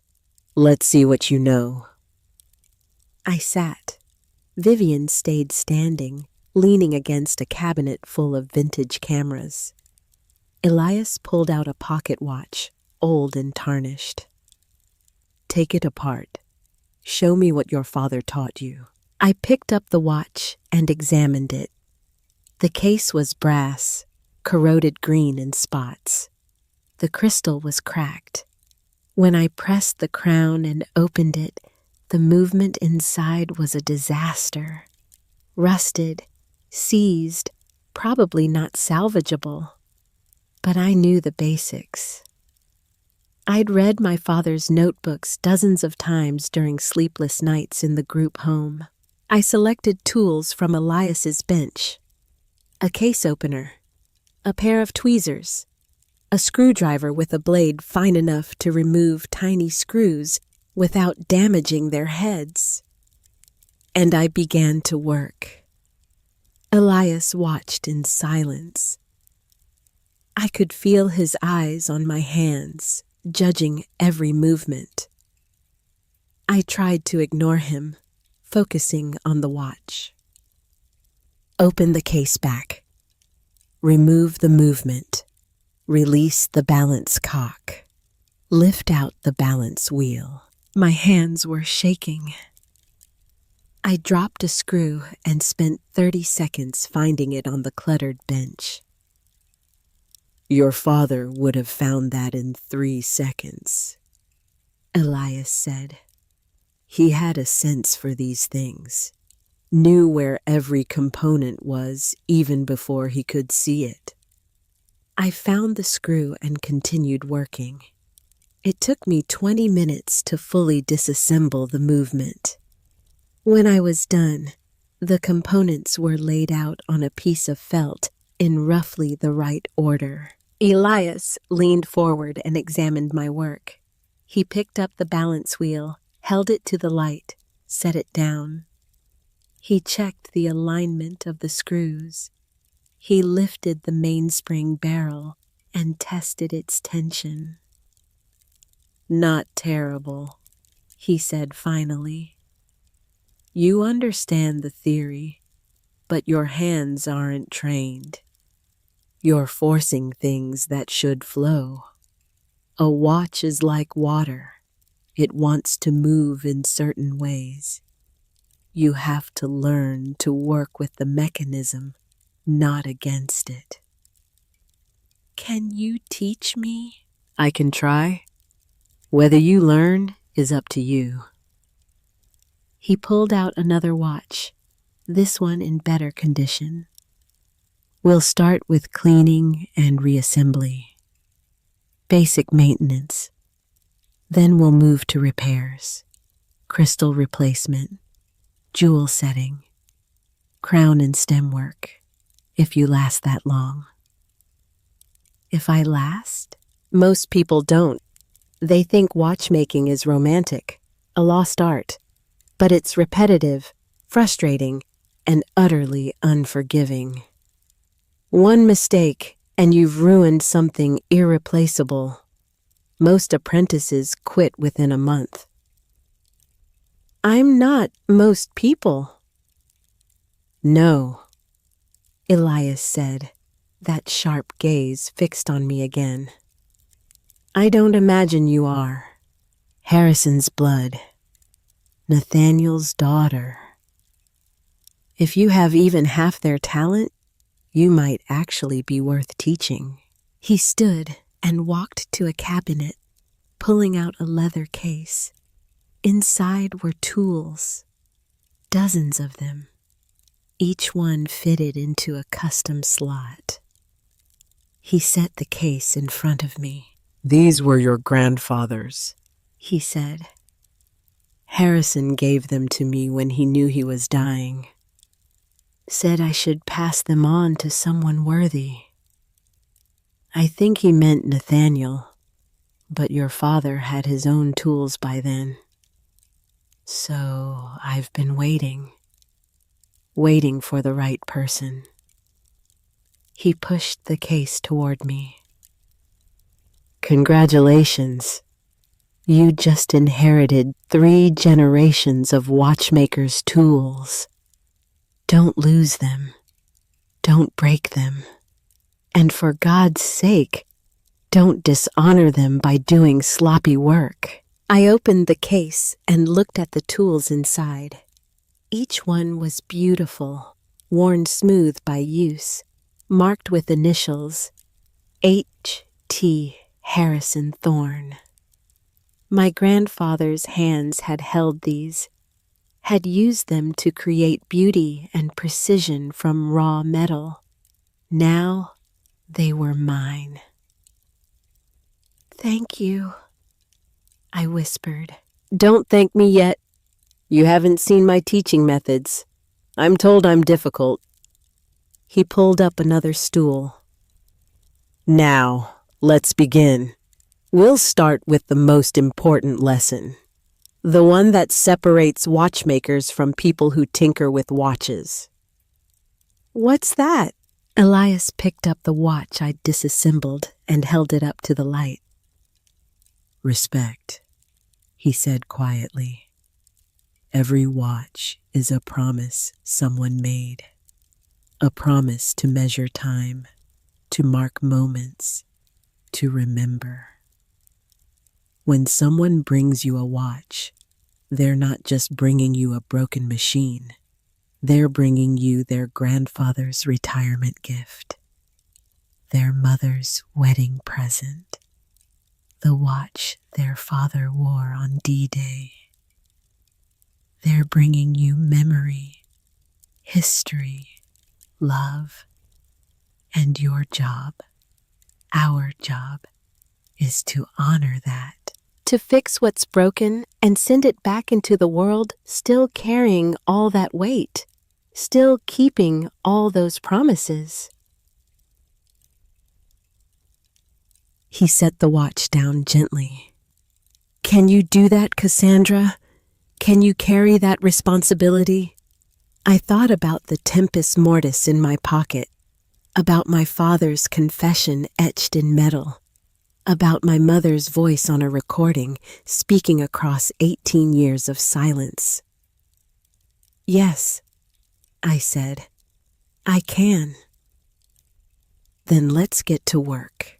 For the next 6 hours, Elias taught me. Not gently, not with patience or encouragement, but with the ruthless precision of someone who knew that excellence was the only acceptable standard. He showed me how to hold tools properly, how to apply exactly the right amount of pressure.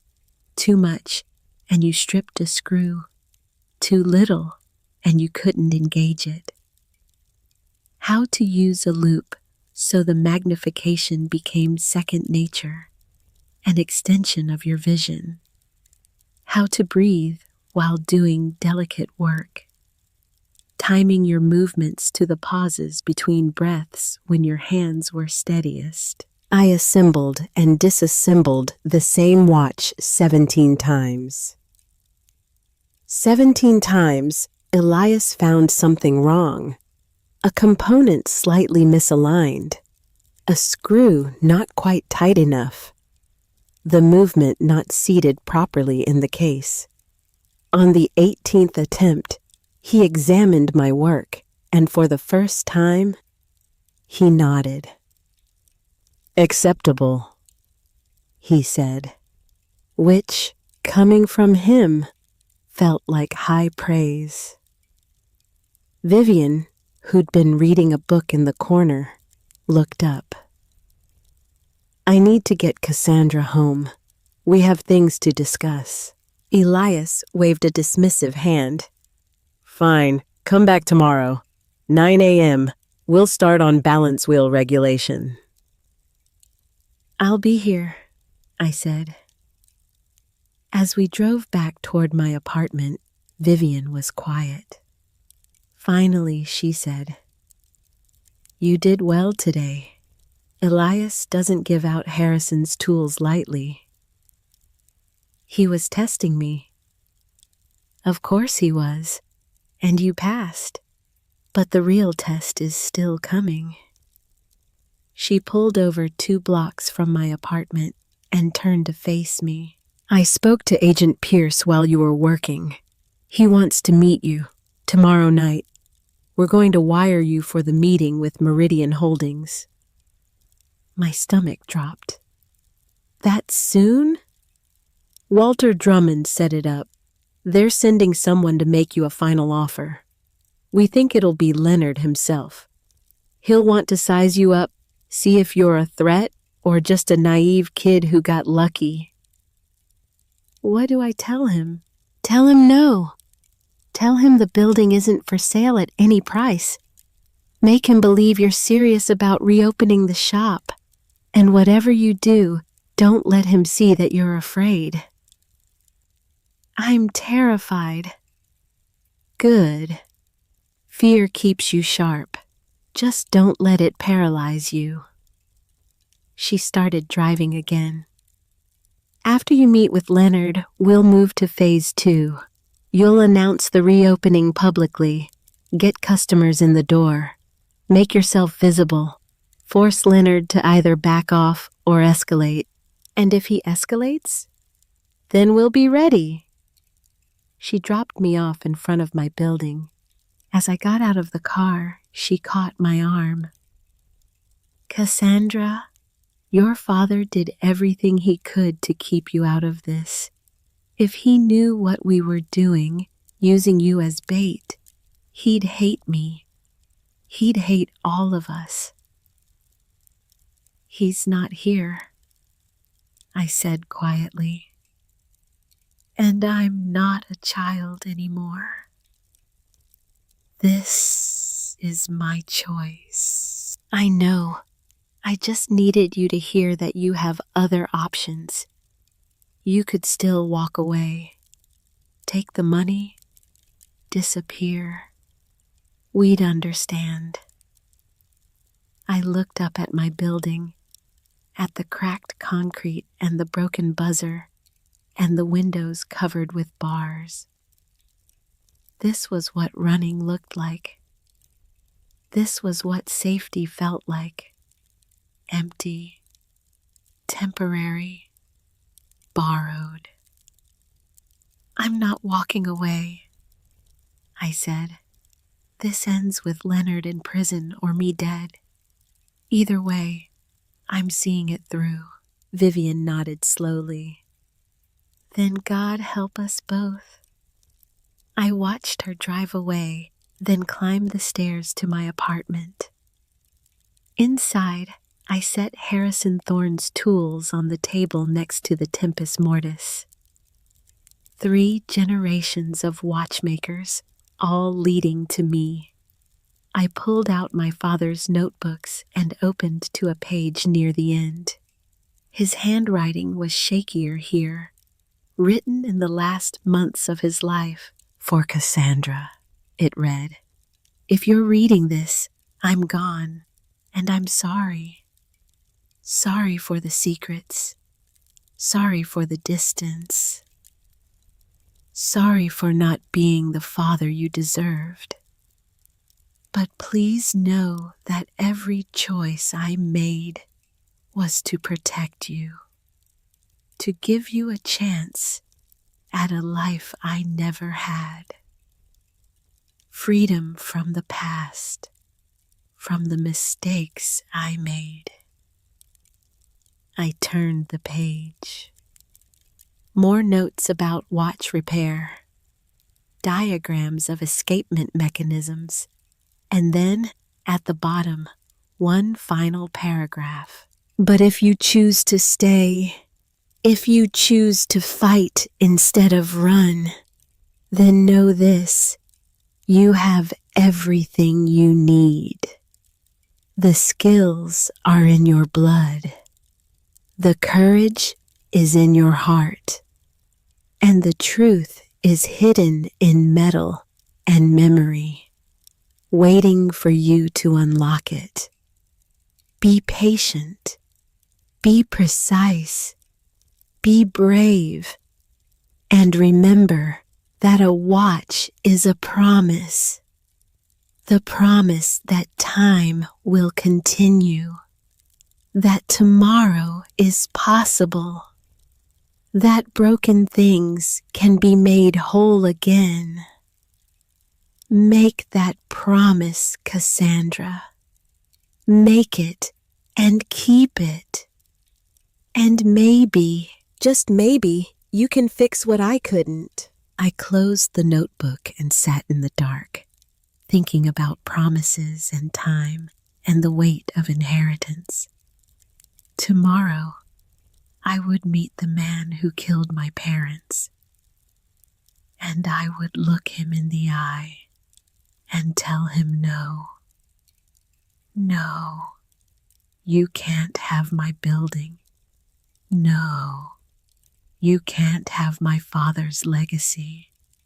No, you can't have me. The Tempus Mortis ticked quietly in the darkness, measuring out seconds like heartbeats. Time of death, they called it. But maybe it was something else too. Maybe it was the time when death ended and something new began. The meeting was set for 6 p.m. at a restaurant called The Crown, an old establishment in downtown Portland that catered to the kind of people who wore cufflinks and discussed quarterly earnings over $30 steaks. I'd never been anywhere like it.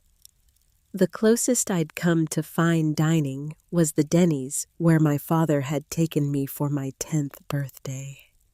Back when things were still simple. Back when I still believed the stories he told me. Agent Garrett Pierce had met me that afternoon in a parking garage 3 blocks from my apartment. He was about 50 years old, with the careful posture of someone who'd spent years looking over his shoulder. He'd fitted me with a wire so thin I could barely feel it against my skin, a tiny microphone disguised as a coat button. Just act natural, he'd said, his voice calm and professional.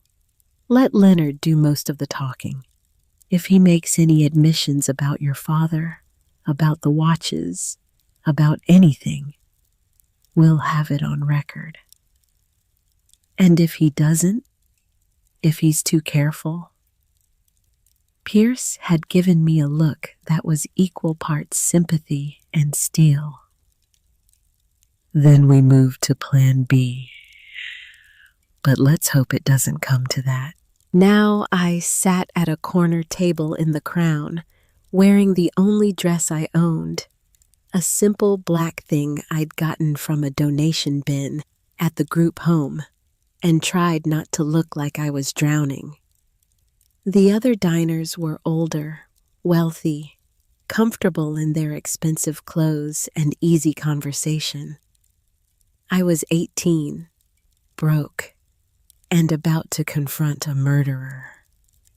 The wire felt like it was burning against my chest. At 6:05, Leonard Maxwell Ashford walked through the door. I recognized him from the photos I'd found online, but pictures hadn't captured the full force of his presence. He was tall, perhaps 6'2", with silver hair combed back from a high forehead and eyes the color of winter ice. He wore a charcoal suit that probably cost more than a year of my father's rent, and he moved through the restaurant like he owned it. Which, for all I knew, he did. He saw me immediately. Of course he did. I was the only person in the room who looked out of place. He approached with a smile that didn't reach his eyes. Cassandra Thorne, you're even younger than I expected. I stood, extending my hand because that's what you did in these situations, even when you wanted to run. His grip was firm, dry, controlled, the hand of someone who'd never worked a day of manual labor in his life. Mr. Ashford. Please call me Leonard. May I sit? I nodded, and he settled into the chair across from me with the ease of someone accustomed to being exactly where he wanted to be. A waiter appeared instantly, as if summoned by telepathy. Leonard ordered a scotch, 18-year-old something I'd never heard of. I asked for water.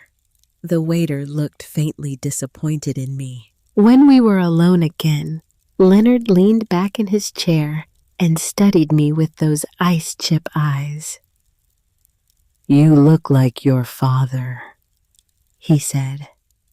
Same defiant tilt to your chin. Nathaniel had that too. Always so certain he was right, even when he was making catastrophic mistakes. I forced myself to meet his gaze. Did you know him well? Know him? My dear, I practically raised him. After Harrison died, your grandfather, a truly gifted man, I became Nathaniel's mentor, his partner. I taught him everything about the business side of watchmaking, how to appraise, how to negotiate, how to navigate the world of collectors and auctions. He paused as the waiter set down our drinks. Of course, he never quite understood that some opportunities require a certain moral flexibility. You mean like insurance fraud? The words were out before I could stop them. Leonard's expression didn't change, but something flickered in his eyes. Calculation, reassessment. Bold, he said softly. Your father was never bold. Skilled, yes. Brilliant even. But he lacked courage when it mattered most. He had enough courage to say no to you. Leonard smiled then, and it was the smile of a shark. Is that what you think happened? That Nathaniel said no and walked away with clean hands? Oh, Cassandra, the stories we tell ourselves to sleep at night. He took a sip of his scotch, savoring it. I could feel the wire against my skin, recording every word. Keep him talking, Pierce had said. Let him incriminate himself. Your father came to me in 1987, Leonard continued, his voice conversational, almost pleasant. He was drowning in debt. The shop was failing. Harrison had left him a legacy he couldn't afford to maintain. So when I offered him a way out, a way to save everything his father had built, he took it, gratefully. By helping you steal from a museum, by helping me recover what was already mine. Those watches belonged to me, purchased through legitimate channels. The museum heist was simply creative accounting. Insurance companies are parasites, Cassandra. They take premiums for decades and fight every claim. I simply leveled the playing field.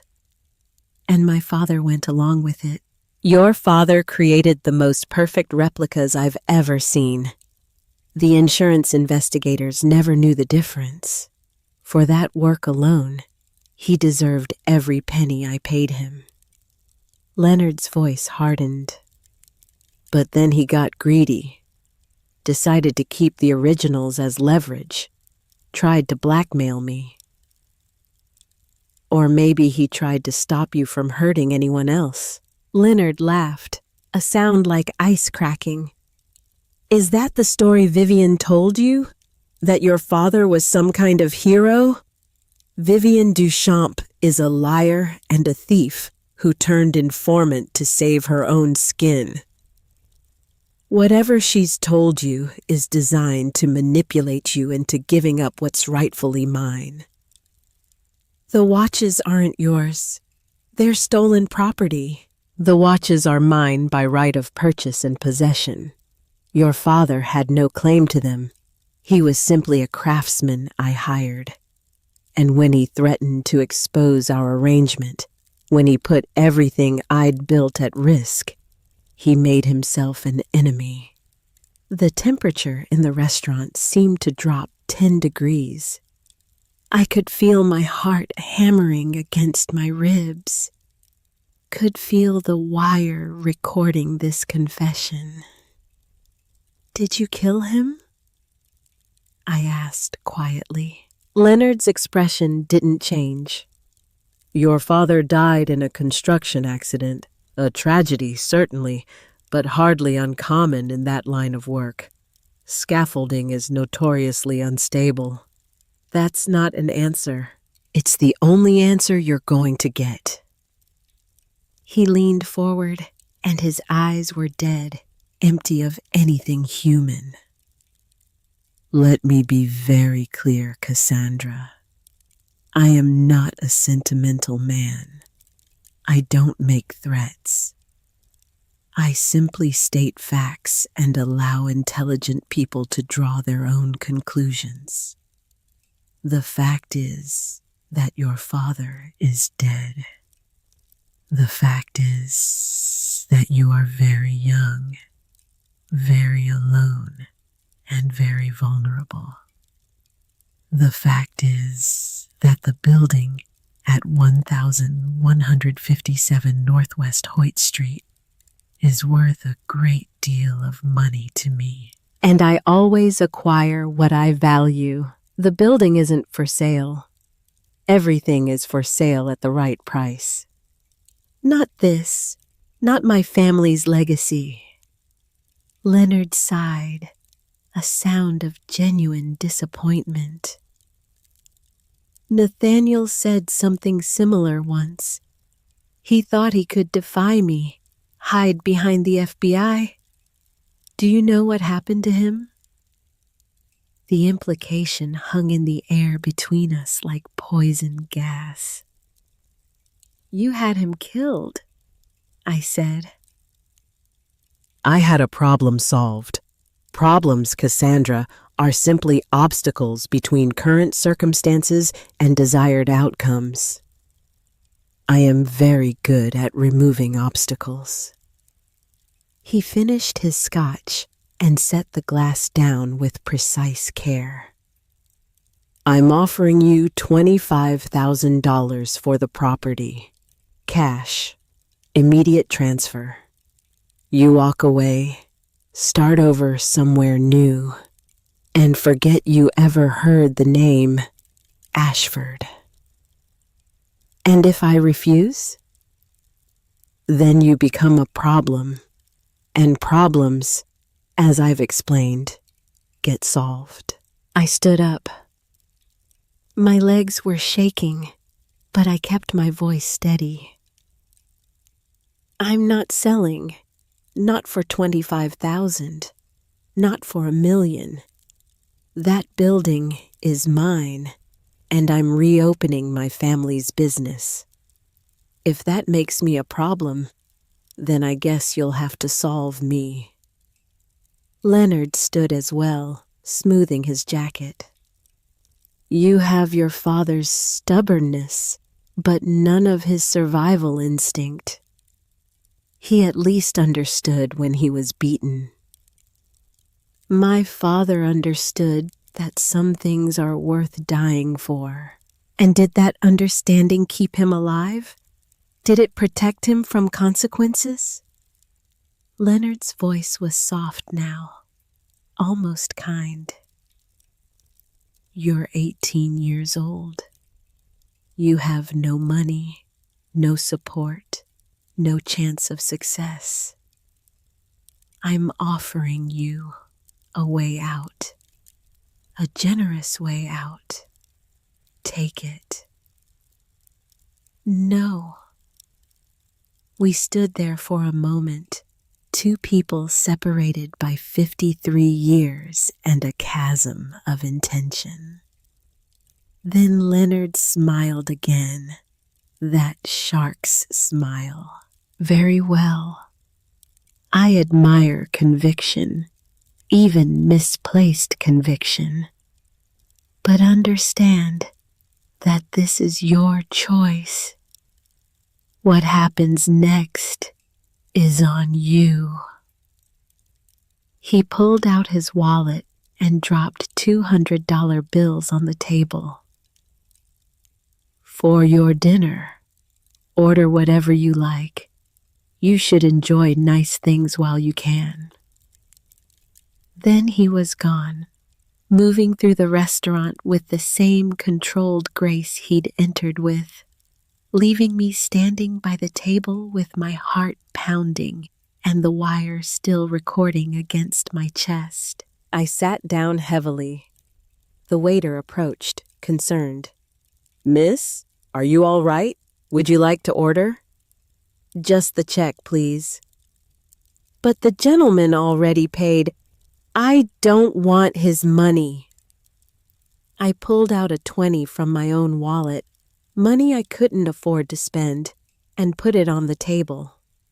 Keep the change. I walked out of the Crown and didn't stop walking until I was 3 blocks away, far enough that I could breathe again. My phone buzzed. A text from Pierce. Got everything. Meet me at the safe location. The safe location was an FBI field office disguised as a dental practice in a strip mall. Pierce was waiting in a back room with Vivian and 2 other agents I didn't recognize. You did well, Pierce said as soon as I walked in. He helped me remove the wire, his movements efficient and professional. We got a clear recording of him admitting to the insurance fraud, implying involvement in your father's death, and making explicit threats against you. Is it enough? I asked. Pierce exchanged glances with Vivian. It's a start, but his lawyers will tear it apart. He never explicitly confessed to murder. Everything was couched in implications and metaphors. A good defense attorney could argue he was speaking hypothetically. So what now? Now we move to the next phase. You announce the reopening of Thorn and Son. You make yourself visible. We keep you under surveillance and wait for Leonard to make a move. You mean wait for him to try to kill me? We won't let it get that far, one of the other agents said. A woman, maybe 35, with sharp eyes and a service weapon visible under her jacket. We'll have teams watching the building, monitoring your movements. If Leonard sends anyone, we'll be ready. But you're using me as bait. We're giving you a chance to take back your life, Vivian said quietly. To finish what your parents started. Leonard has been untouchable for 37 years. You're the first real threat he's faced.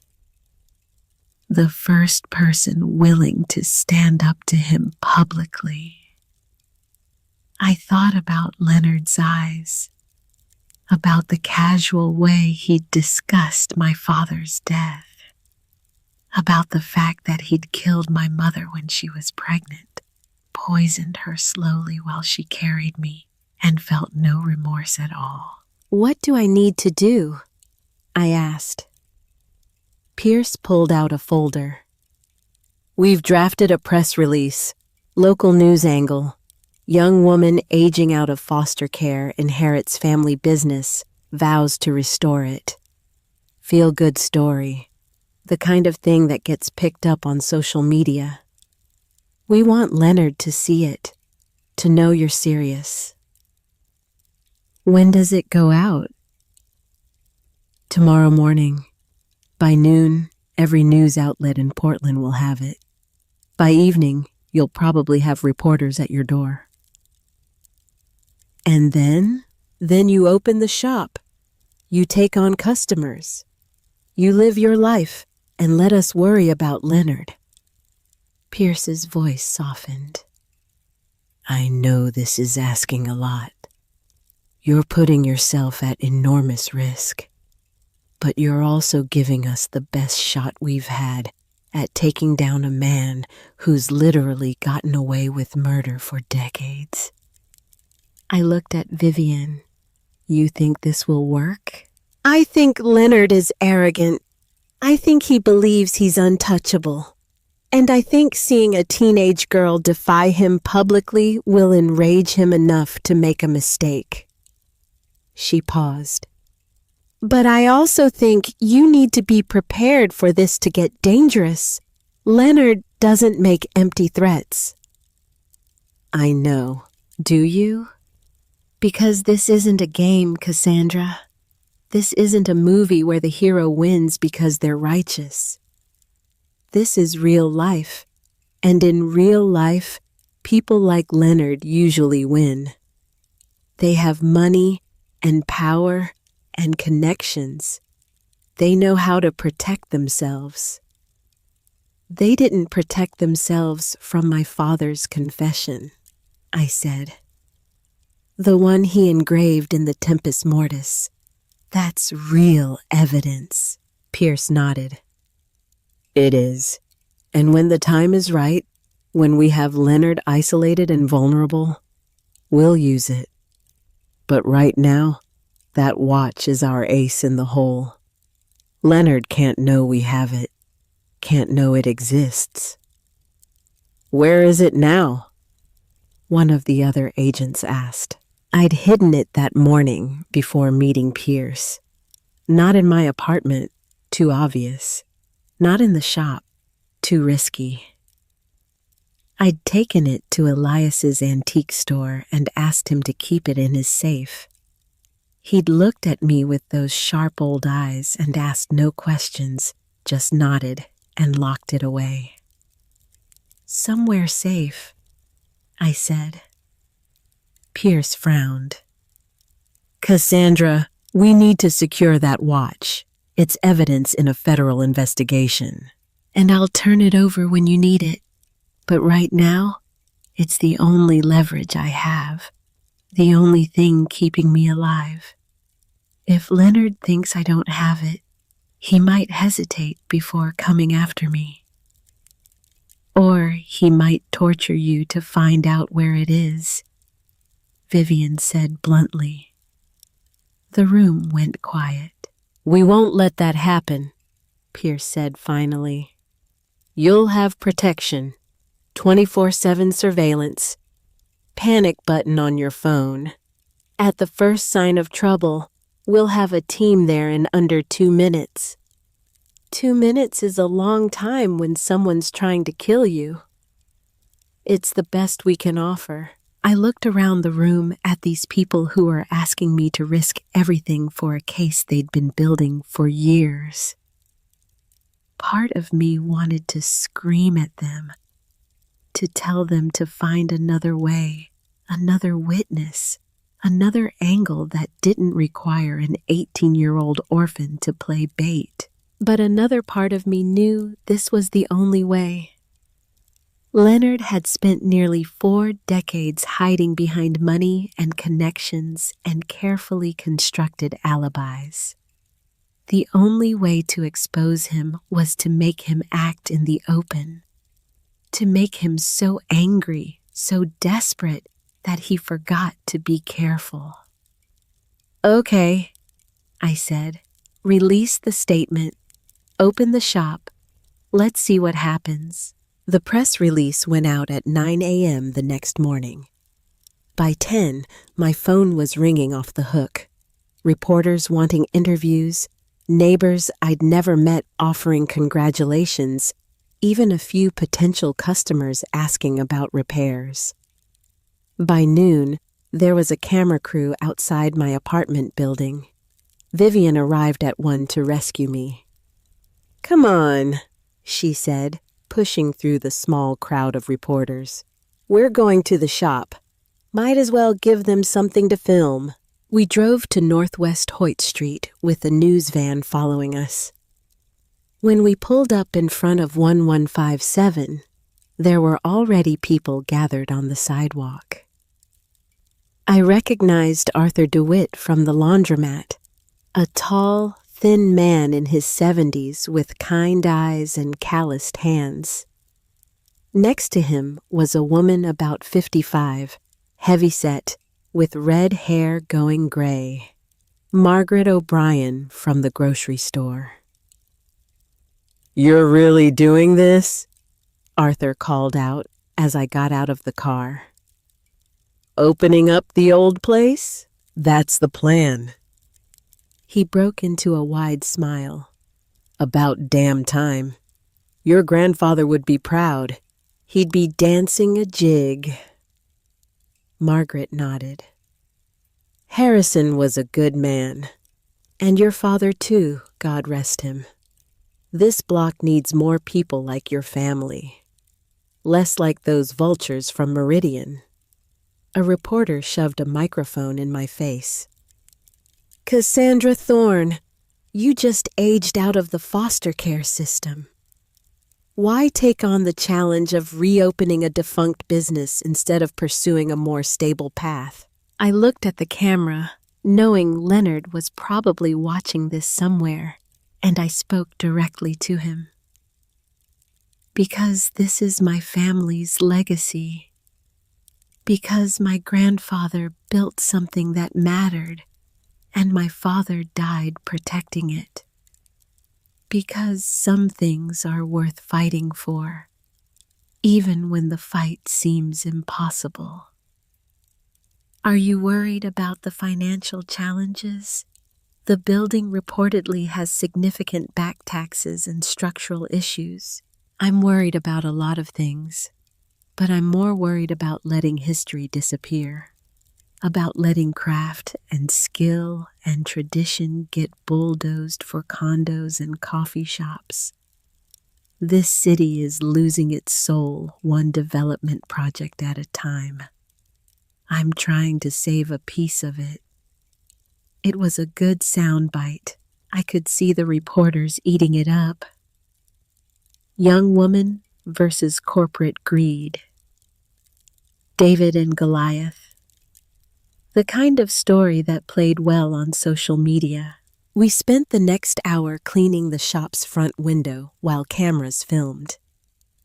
Vivian had arranged for a professional cleaning crew to come the next day, but for now, we made it look like I was doing it myself. Sleeves rolled up, bucket of soapy water, the whole bootstrap narrative. "You're good at this," Vivian murmured as we worked. Playing to the cameras. "I'm good at lying. 18 years in the system teaches you that.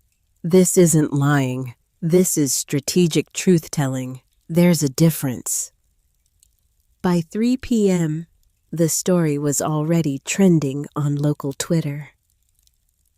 Teen orphan takes on development company to save family legacy. The photos showed me scrubbing windows, looking young and determined and sympathetic. Leonard's people couldn't attack me without looking like monsters, which meant they'd have to be more creative. The first threat came that night. I was back in my apartment, exhausted from performing for cameras and answering the same questions over and over. My phone buzzed with an unknown number. I almost didn't answer, but something made me pick up. Heavy breathing.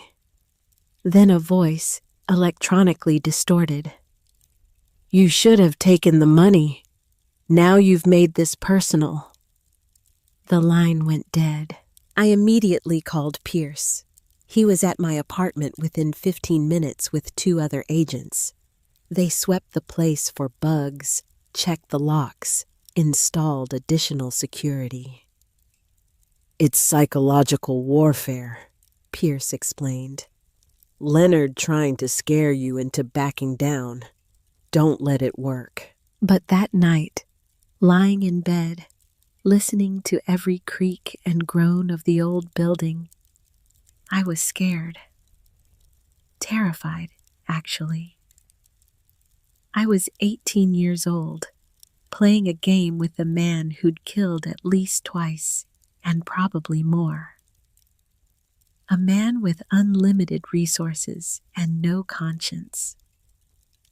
I pulled out my father's notebooks and read by the light of my phone. His handwriting was steady, precise, each letter carefully formed. Like the man himself. Controlled, methodical, patient.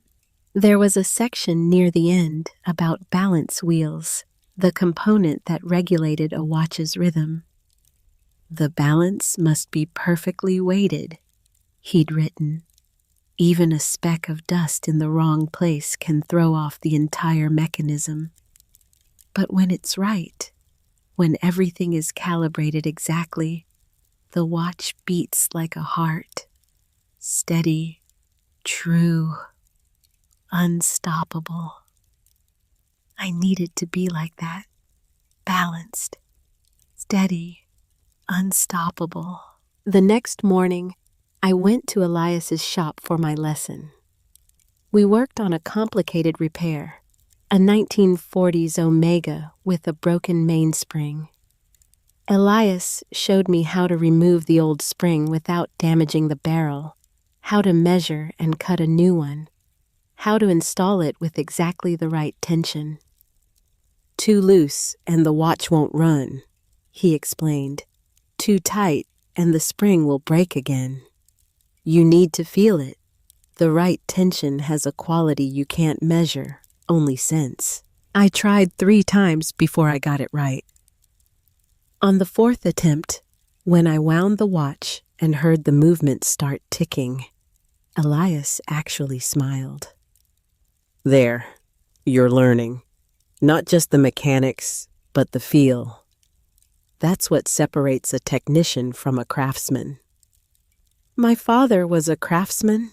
Your father was an artist. I've seen watches he worked on, movements he restored that other people said were impossible. He had a gift. Elias paused. He also had demons, made choices that haunted him.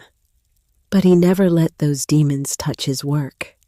When Nathaniel sat at a bench, he was pure, focused, at peace. I wish I'd known him better. You know him through his work. Every notebook he left you, every tool, every technique, that's him teaching you, speaking to you across time. Elias handed me another watch, this one more damaged. Now show me what you learned, and remember, patience, precision, respect. I worked through lunch, losing myself in the tiny universe of gears and springs. It was meditative, almost hypnotic. The world narrowed to the circle of light under the magnifying lamp. Nothing existed except the watch, the tools, and the steady rhythm of my breathing. When I finally looked up, it was almost 4 p.m. I need to get to the shop, I said. The cleaning crew should be finishing up. Elias nodded. Tomorrow, same time. We'll start on hairspring work. It's delicate. You'll hate it. I look forward to it. I took a bus to Northwest Hoyt Street. The cleaning crew had done an incredible job. The windows sparkled, the floors gleamed, the display cases had been emptied and cleaned, ready to be filled again with watches waiting for repair. Arthur from the laundromat was standing outside when I arrived. "Looks good," he said, gesturing at the shop. "Looks like it did 30 years ago when Harrison was still around. He used to keep those windows so clean you could see your soul in them." Did you know my grandfather well? Well enough. Used to bring him my watch for regulation every 6 months. He'd sit me down, make me coffee, tell me stories about the old days. Never charged me full price. Said I was a neighbor, and neighbors look out for each other. Arthur's eyes got distant. This block used to be like that. Everyone knew everyone, looked out for each other. Then the developers came, started buying up properties, forcing people out. It got lonely. Meridian Holdings? That's the name they use now. But it's all the same money. Same people who've been trying to scrape us off this block for 20 years. He looked at me.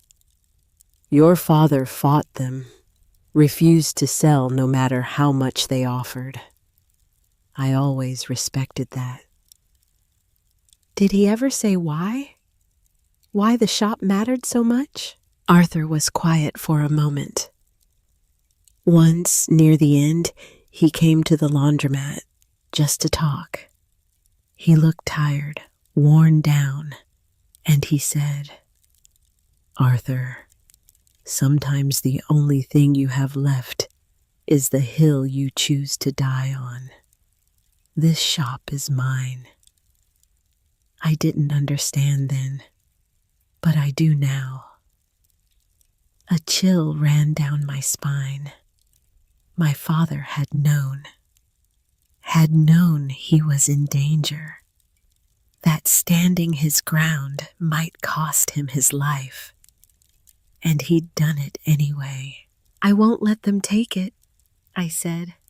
"The shop, the block, our history, I won't let them erase us." Arthur smiled, a sad, knowing smile. Your grandfather said something similar in 1990 when the first developers came around. You've got thorn blood, all right. stubborn as bedrock. He headed back to his laundromat, and I went inside my shop. In the fading afternoon light, with the dust finally cleared away, I could see it properly for the first time. The pressed tin ceiling with its elaborate pattern, the oak wainscoting along the walls, the shelves built by my grandfather's hands, each one fitted perfectly, designed to hold the tools and materials of his trade. This wasn't just a building, it was a testament, a promise kept across generations. I walked to the workshop in back and stood at the bench where my father had worked, where my grandfather had worked before him. I ran my fingers over the scarred wood, feeling the history in it. My phone buzzed. A text from Pierce. Got intel. Meridian is planning something, increasing surveillance. Stay alert. Stay alert, like I could do anything else. I was about to leave when I heard the bell above the front door chime. Someone had come in. I grabbed a heavy wrench from the bench, the closest thing to a weapon I had, and walked carefully toward the front of the shop. Standing by the display cases was a man I didn't recognize. Mid-60s, stocky, with a face that looked like it had been through a few fights. He wore a workman's jacket and had the hands of someone who'd done manual labor. We're not open yet, I said, keeping the wrench behind my back. He turned to look at me. His eyes were tired, but not unkind. You're Nathaniel's daughter. I can see it. You've got his eyes. Who are you? Name's Roman Kozlov. I'm an electrician. I worked with your father on some projects years back. Heard you were reopening the place. He gestured at the ceiling. Your electrical system is original to the building. Knob and tube wiring probably hasn't been updated since the 60s. It's not safe. One spark and this whole place goes up. I can't afford to rewire the building. I'm not asking you to.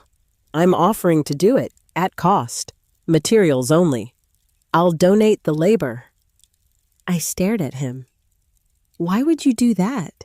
Roman was quiet for a moment, his gaze moving around the shop. Your father helped me once. When I came to this country in 91, I had nothing. Couldn't speak English. Couldn't find work. I was sleeping in my van, doing odd jobs for cash. One day, I was working on a building 2 blocks from here, and Nathaniel saw me, asked if I needed help. I thought he meant a job, but he meant something else. He invited me to dinner. Him and your mother. They fed me, helped me practice English, connected me to other immigrants who could help me get established. He pulled a photograph from his wallet and showed it to me. It was my parents, younger, sitting at a small table with Roman and a woman I didn't recognize. They were all smiling, raising glasses in a toast. That was taken in 2005, Roman said. 6 months before your mother passed. She was pregnant with you. Your father was so happy that night. Kept talking about how he was going to teach his daughter everything about watches. How you'd be the 4th generation. My throat tightened. What happened? Why did he stop talking about that? Your mother died, and something in your father broke. He became careful, paranoid, almost. Stopped having people over. Stopped talking about the future. Just worked and paid bills and tried to keep his head down. Because Leonard was threatening him. Because he was paying blood money to keep me safe. I'll accept your help, I said, with the electrical, but I insist on paying you something. Then pay me in watches. I have a Poljot from the Soviet Navy that hasn't run in 20 years. Fix it, and we're square. Deal. Over the next week, Roman came every morning and worked on the electrical system. He moved methodically through the building, replacing old wiring, installing new breakers, bringing everything up to code.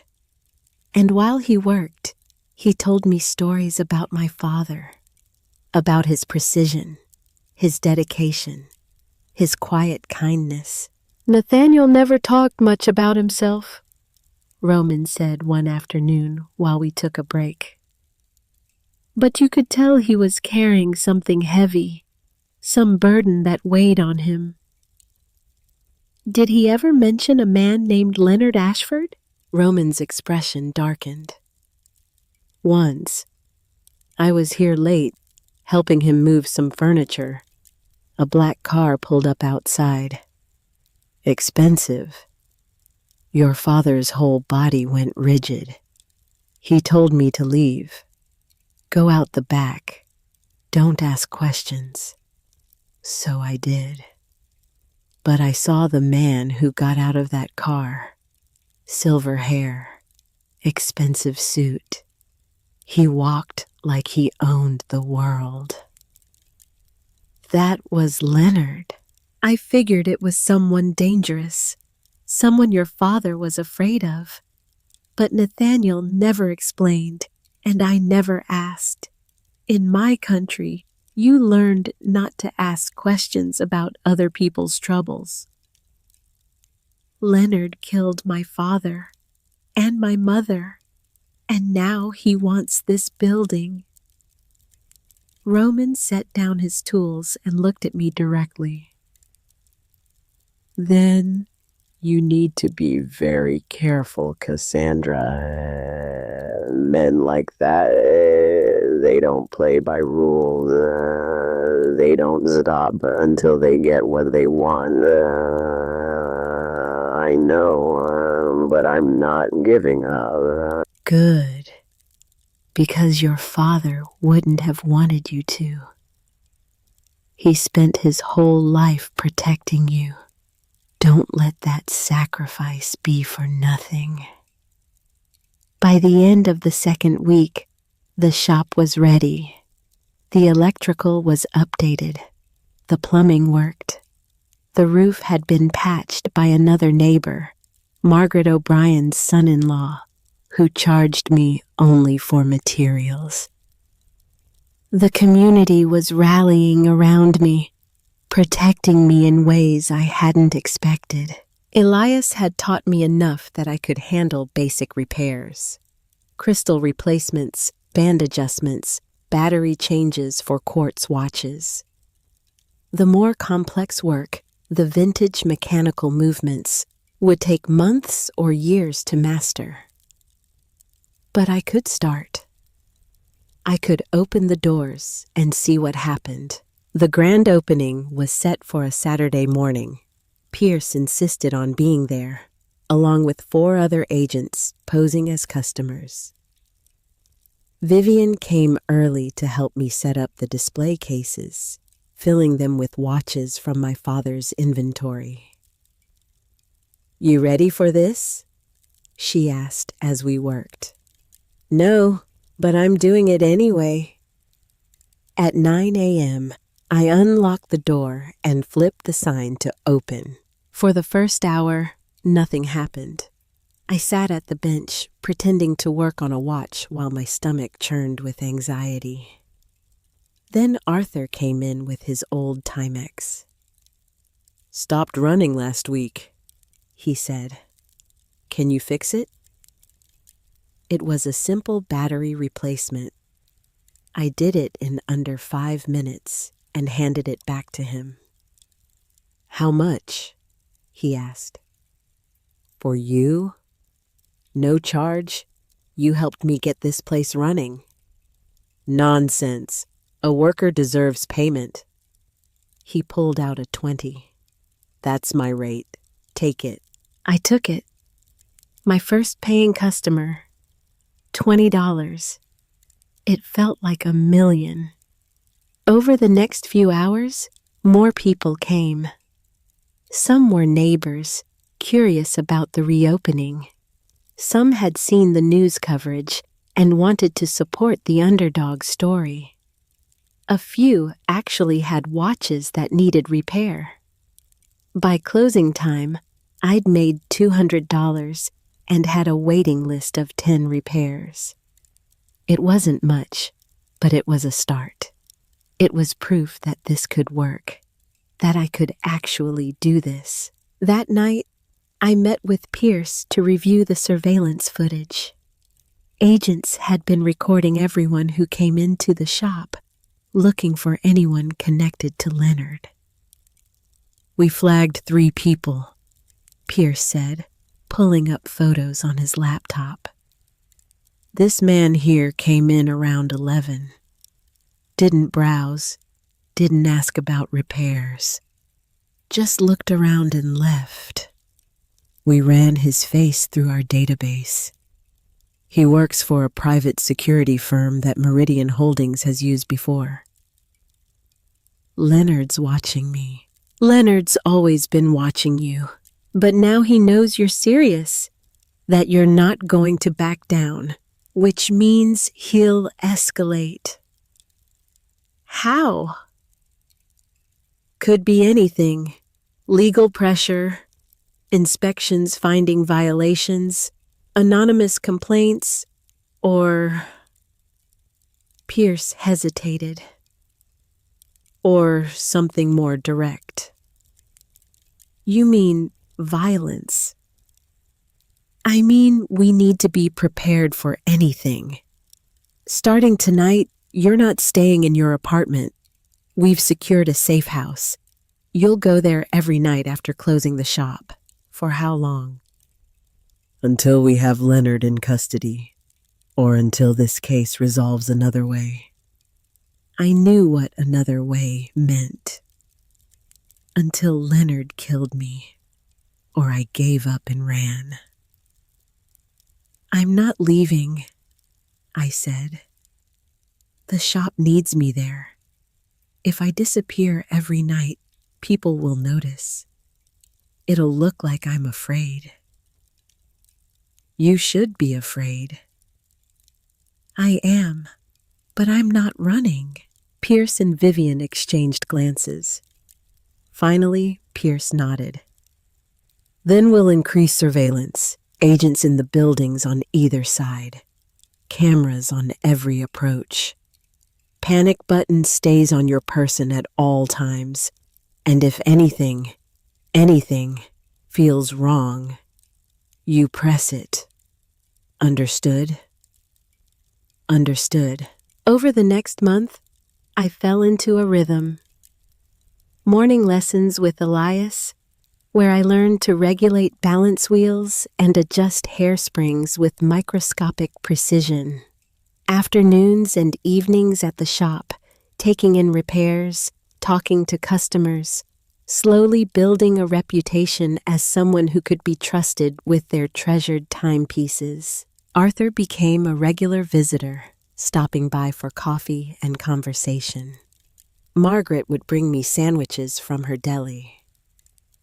Roman checked on the electrical system and brought me more watches to repair.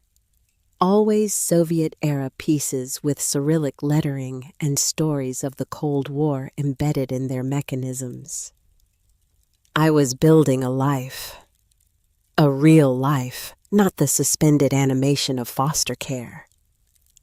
For the first time in my existence, I felt like I belonged somewhere. But underneath it all was the constant awareness of danger, of Leonard watching and waiting, of the confession hidden in Elias's safe, the evidence that could destroy him if it ever came to light. And then, 6 weeks after I opened the shop, everything changed. I was working late one evening, finishing a repair on a 1950s Longines for a customer who needed it back by morning. The shop was closed, the street outside quiet. Rain tapped against the windows, a sound I'd grown to love. It reminded me that the building was solid, protective, keeping me safe from the storm. The lights went out, not just in the shop, but the whole block. Complete darkness. My hand moved automatically to the panic button on my phone. But before I could press it, I heard a voice from the front of the shop. Don't bother calling for help, Cassandra. We've jammed all the signals in a 2-block radius. You're quite alone. The voice was familiar. Leonard. I grabbed the heavy hammer from the workbench and moved quietly toward the wall, trying to orient myself in the darkness. My heart was pounding so hard, I thought it might burst through my ribs. I admire your tenacity, Leonard continued. His voice was calm, conversational. You've put up a better fight than I expected. Better than your father, certainly. He folded the moment I threatened you. But you're different. You're not fighting to protect someone else. You're fighting for yourself. That makes you dangerous. The FBI knows I'm here, I said, trying to keep my voice steady. They're watching. Not anymore. I have people very good at creating dead zones, electromagnetic interference, old KGB tricks, actually. Fascinating what you can learn when you have the right connections. I heard footsteps, more than one person. Leonard hadn't come alone. Here's what's going to happen, Leonard said. You're going to tell me where you hid the Tempus Mortis. The real one, not whatever replica your clever father made. Then you're going to sign over the deed to this building, and then you're going to disappear. Quietly. Permanently. I have a boat waiting at the marina. It'll take you far enough out that when you go overboard, no one will ever find the body. You think I'm stupid enough to tell you where the watch is?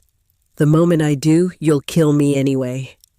True, but if you don't tell me, I'll make it hurt. I'll make it last. Your choice. A flashlight beam cut through the darkness, catching me where I stood by the workbench. I raised the hammer, ready to fight. But the beam didn't come from Leonard. It came from behind him. FBI! Hands where we can see them! The lights came back on, blinding and sudden. The shop flooded with agents, weapons drawn. Leonard stood in the center of it all, looking oddly calm, his hands raised in a gesture that was more resignation than surrender. Gentlemen, he said pleasantly, I was just having a conversation with Ms. Thorne about purchasing her property. Surely that's not a crime. Breaking and entering is, Pierce said, stepping forward. So is making threats. We have everything on audio, Leonard. You're done. Leonard's expression didn't change, but something flickered in his eyes. The first crack in his perfect composure. I want my lawyer. You'll get your lawyer right after we book you for attempted murder, conspiracy to commit murder, and about 15 other charges we've been building for the last 2 months. Pierce nodded to 2 agents who moved forward with handcuffs. Leonard Maxwell Ashford, you're under arrest. As they led him away, Leonard looked back at me. "This isn't over," he said quietly. "I have resources you can't imagine. Lawyers who can tear this case apart. I'll be out in 48 hours, and when I am, you'll wish you'd taken my offer." "Maybe," I said, "but at least I'll still be alive to regret it." They took him out through the front door, where a crowd had gathered. Neighbors and reporters and curious onlookers drawn by the police presence. Flash bulbs went off as Leonard was placed in the back of an unmarked car. Pierce stayed behind with Vivian and me. You okay? He asked. I realized I was still holding the hammer. I set it down carefully. My hands were shaking. "How did you know he was coming?" I asked. We didn't, but we'd been monitoring his communications. When he ordered the signal jammer, we knew something was happening tonight. Got here as fast as we could. What happens now? Now we build the case. His confession tonight helps, but we need more. We need the physical evidence, the tempus mortis. I looked at Vivian. She nodded. "I'll get it," I said. "It's at Elias's shop. I'll bring it to you tomorrow." Tonight, Pierce said firmly. Leonard wasn't kidding about his lawyers. We need to move fast, secure every piece of evidence before his people can interfere. We drove to Selwood in Pierce's SUV, accompanied by 2 other agents. Elias was still awake, working at his bench when we arrived. He took one look at our faces and didn't ask questions, just opened his safe and pulled out the wooden box containing the watch. "This is what all the trouble's about?" he asked, looking at the tempus mortis. "Just a watch?" "It's evidence," Pierce said. "Proof of decades of crimes. It might be the most important watch in the country right now." Elias handed it over carefully. "Then you'd better take good care of it. Watches like this, they're not just objects. They're witnesses to history." Back at the FBI office, Pierce and a forensic team photographed the watch from every angle, documenting the engraving under UV light.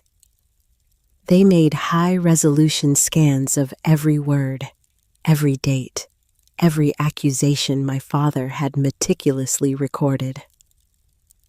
"This is incredible," one of the forensic specialists said. "The level of detail, the precision, it's like a miniature archive." "My father was a watchmaker," I said. "Precision was his religion." They worked through the night, and I stayed with them, watching as my father's final testimony was preserved and catalogued. Each entry corresponding to crimes spanning 37 years: insurance fraud, blackmail, conspiracy, and murder. Both my mother's and my father's deaths, documented in microscopic script. At dawn, Pierce sat across from me in a conference room with coffee neither of us was drinking. "We're filing charges this morning," he said. "The DA thinks we have enough to make it stick.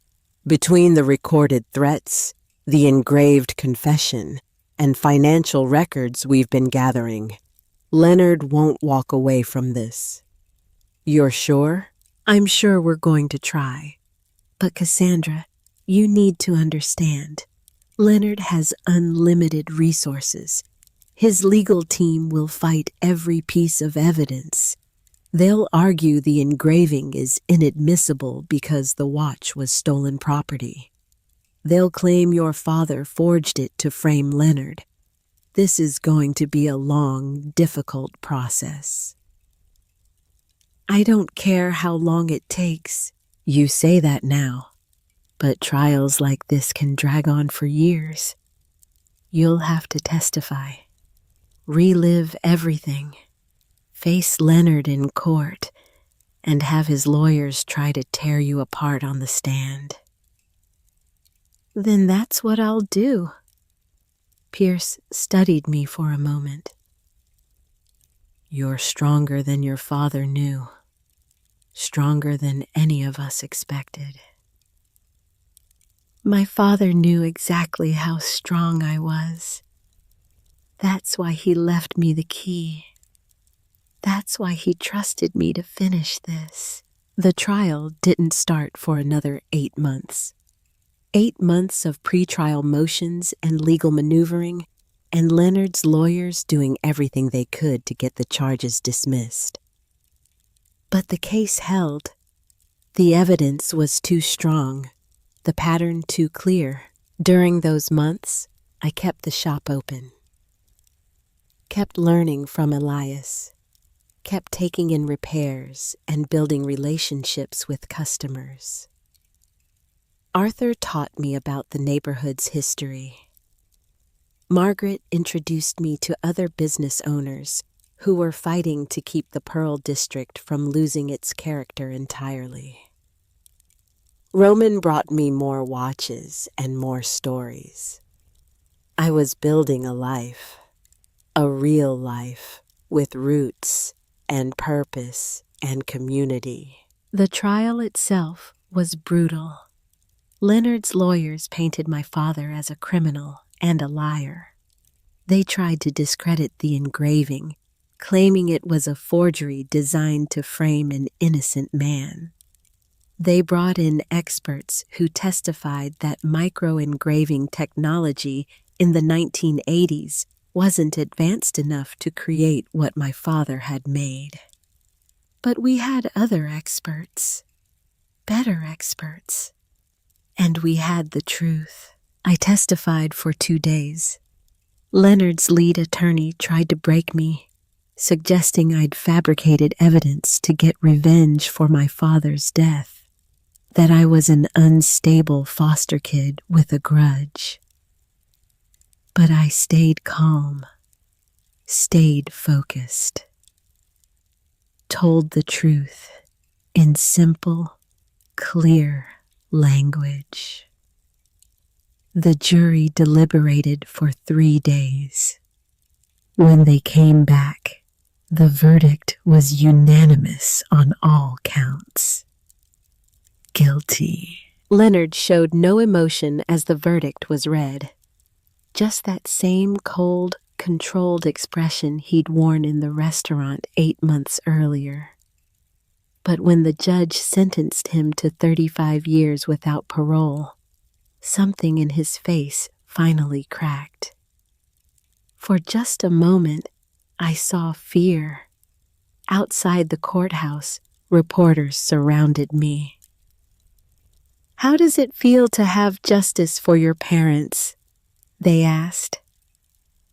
I thought about that question carefully before answering. "Justice doesn't bring them back," I said.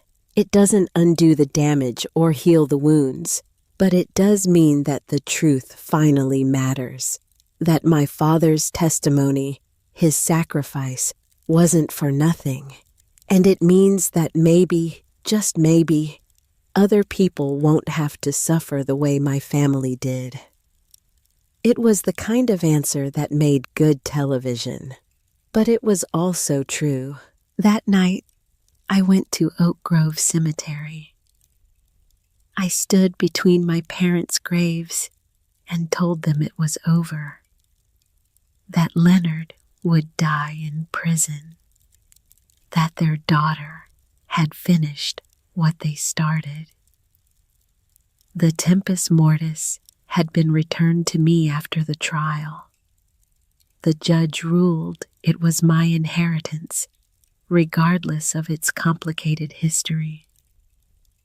I'd considered donating it to a museum, but in the end, I kept it, not to sell, but to remember, to honor the message my father had hidden inside it.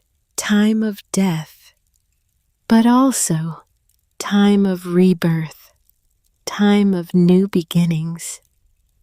A year after Leonard's conviction, Thorne and Son was thriving. I'd hired an apprentice, a girl named Lily, who'd aged out of foster care the same way I had.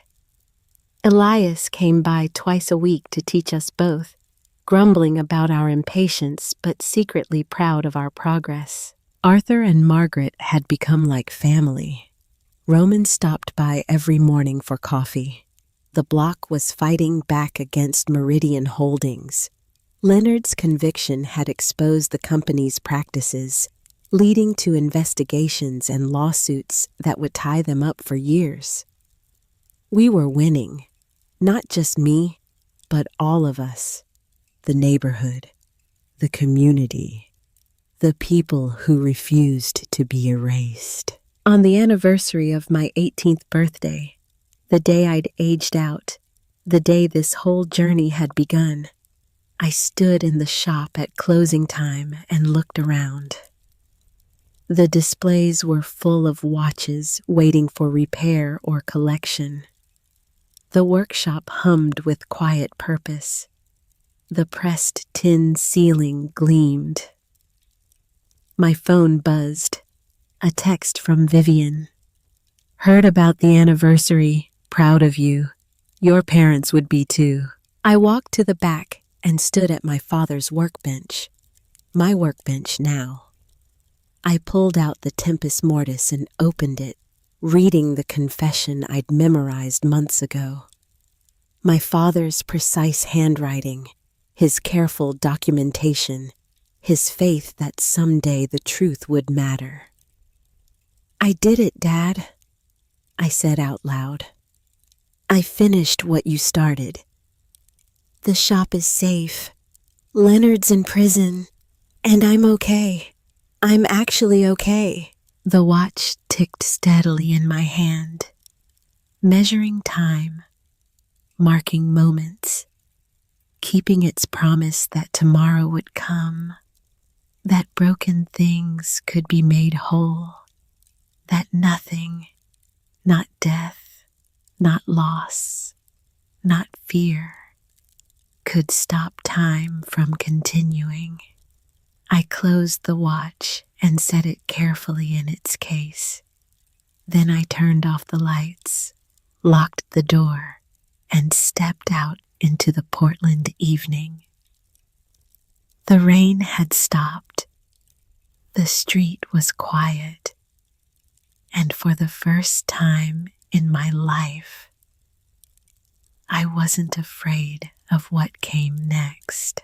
Because I'd learned what my father had tried to teach me all along, that a watch is a promise, and that some promises are worth keeping, no matter the cost. I walked home through streets that finally felt like mine, past neighbors who knew my name, through a city that was learning to value its history instead of burying it. Behind me, the sign above the shop glowed in the streetlight. Thorne and Daughter, established 2024. Not an ending, a beginning. Time continuing as it always had, as it always would. Tick, tock, forward.